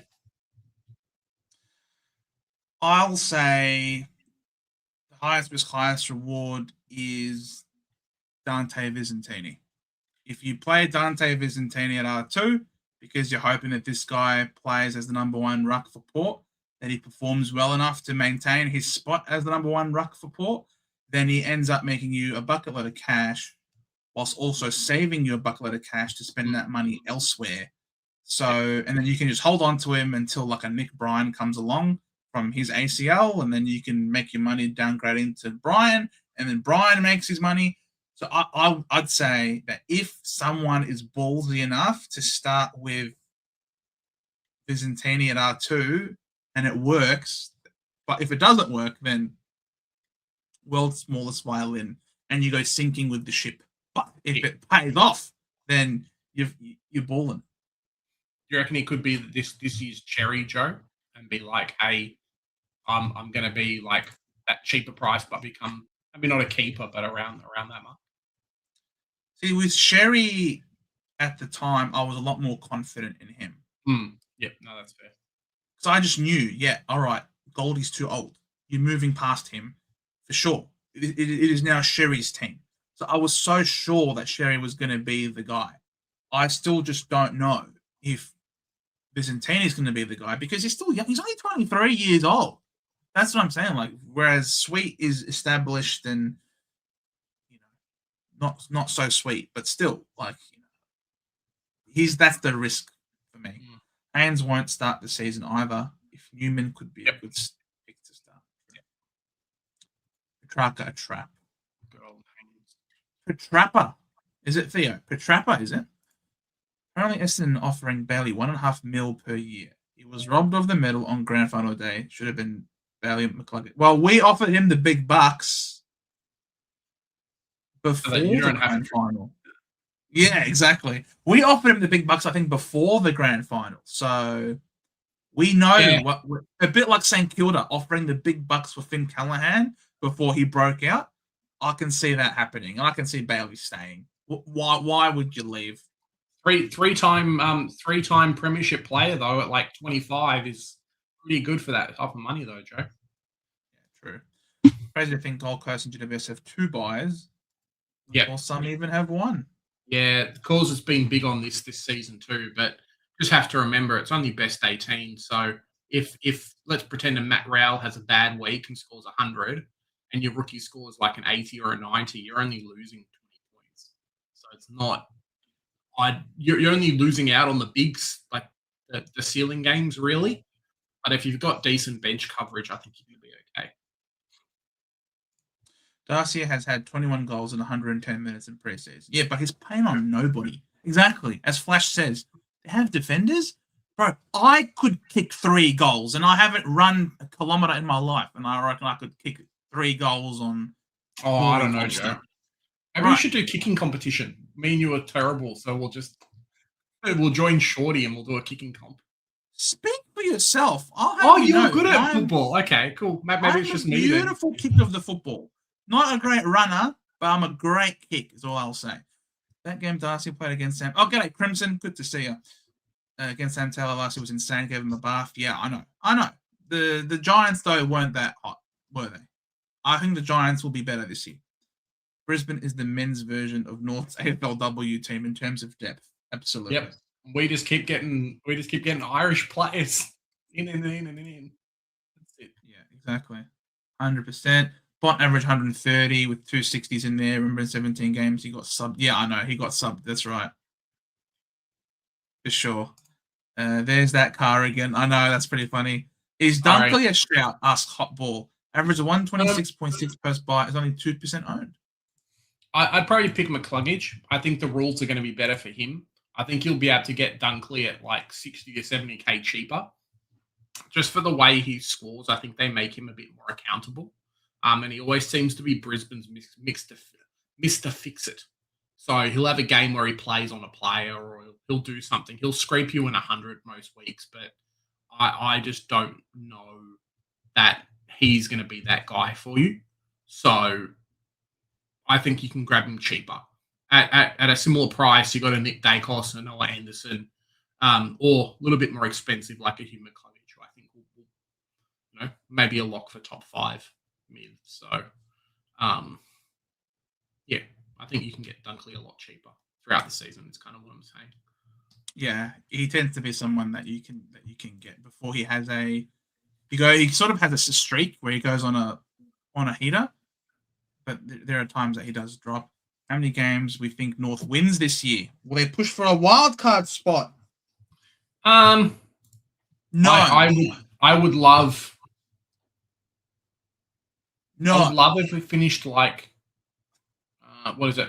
8 to 10 is the wild cards. I would love us to finish 13th. I think that would be great. There were a few games last year that we lost by like 6 to 10 points. That on a good day, potentially we could move them around. I don't know if that was Finbar Nayley kick after the siren dodginess against Sydney. Was last year, right? Corey, it was against the Bombers. Against the Bombers. Well, there you go. So, I mean, if things like that don't happen, then like it's only better for us, right? In 10 more minutes against Brisbane, we win that game. There's a few things like that. I would love us to finish, maybe not wins this year. Let's not benchmark it off wins, but let's say if we can finish like 12th, 13th on the ladder. Yes. I have you finishing 12th, okay. I think. Yeah, I think that's great. Like each season's different. There's been years during COVID where two teams were on almost undefeated seasons, and it's like, well, the ladder doesn't work itself out. It's not normal. So just wait and see. But 12th, 13th would be cool.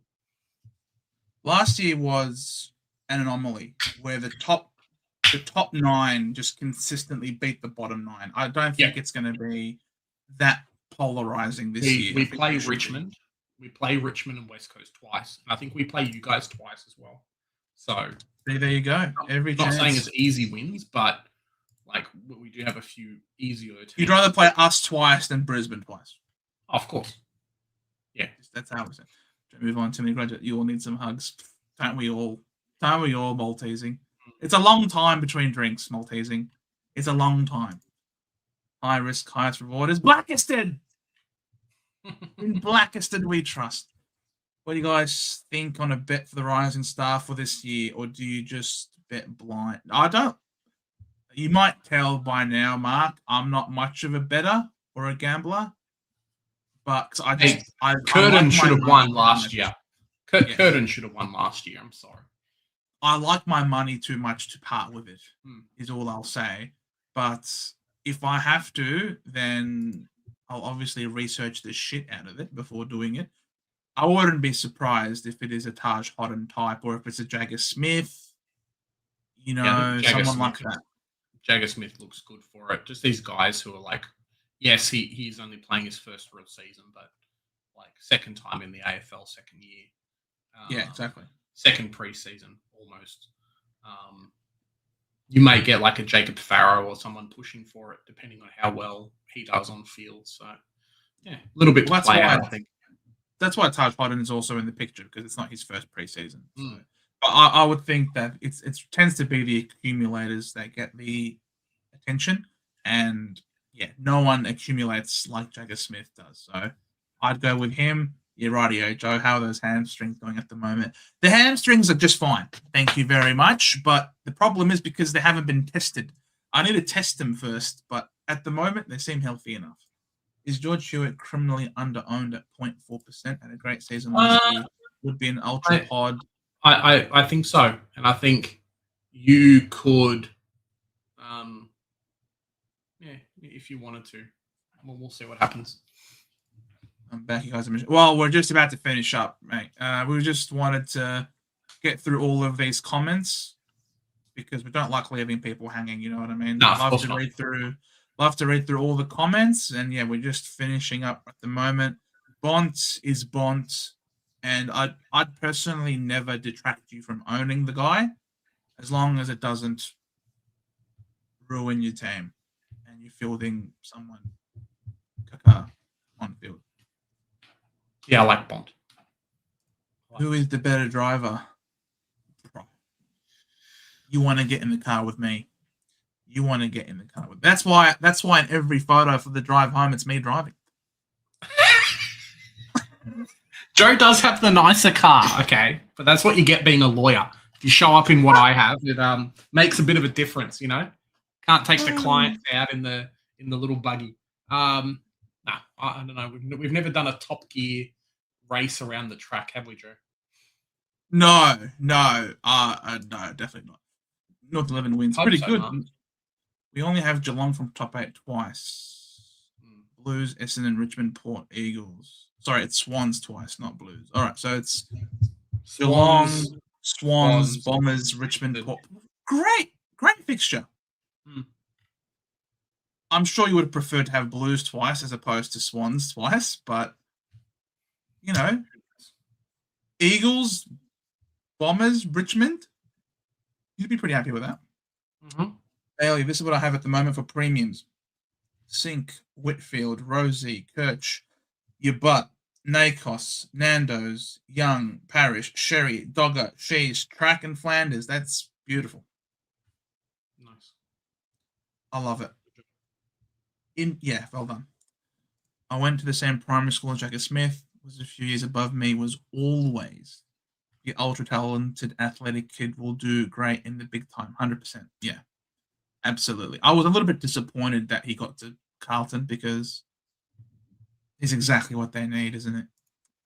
Am I missing something, or could Charlie Ballard be one of the best rooks in the defense? Solid job security, consistent floor, and only 1% owned. I'm waiting to see. I mean, he was brought up earlier before as well. I'm definitely waiting to see what comes of him during that round 0 game. I can definitely be swayed to put him into my team, no doubt, but he's not the cheapest player, which is the only issue. And he's got to take some points off a few other guys as well. So waiting to see what happens before I make that decision.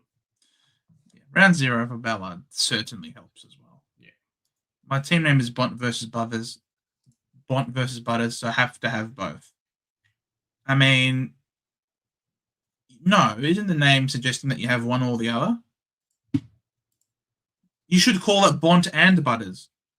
And then you'll have both. Yeah, just have both. Yeah, Bont and Butters. You guys are legends for doing this in your evenings. It's 12:20 Thanks, Jack. Monday else is perfect. Oh, mate. We are very happy to have you, Jack. Very, very happy. Ballard averaged like 60 to 70 a few years ago and got to 500K, which is beautiful. But we have round 0, absolutely. When are the members' videos usually legends? So I can try and make it work with the time difference, 9 hours difference, I believe. Members live stream comes up on Tuesdays at Tuesdays. Used to be earlier, but with my work commitments now, have to be probably 8 o'clock now. Yeah. 8 o'clock Australian Eastern Standard Time. Well, we're in daylight savings at the moment, so it's Australian Eastern Daylight Time at this point.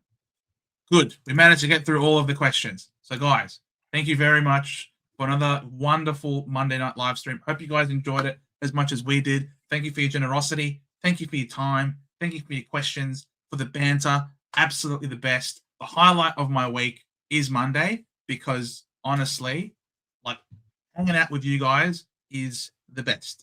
I'm not even joking.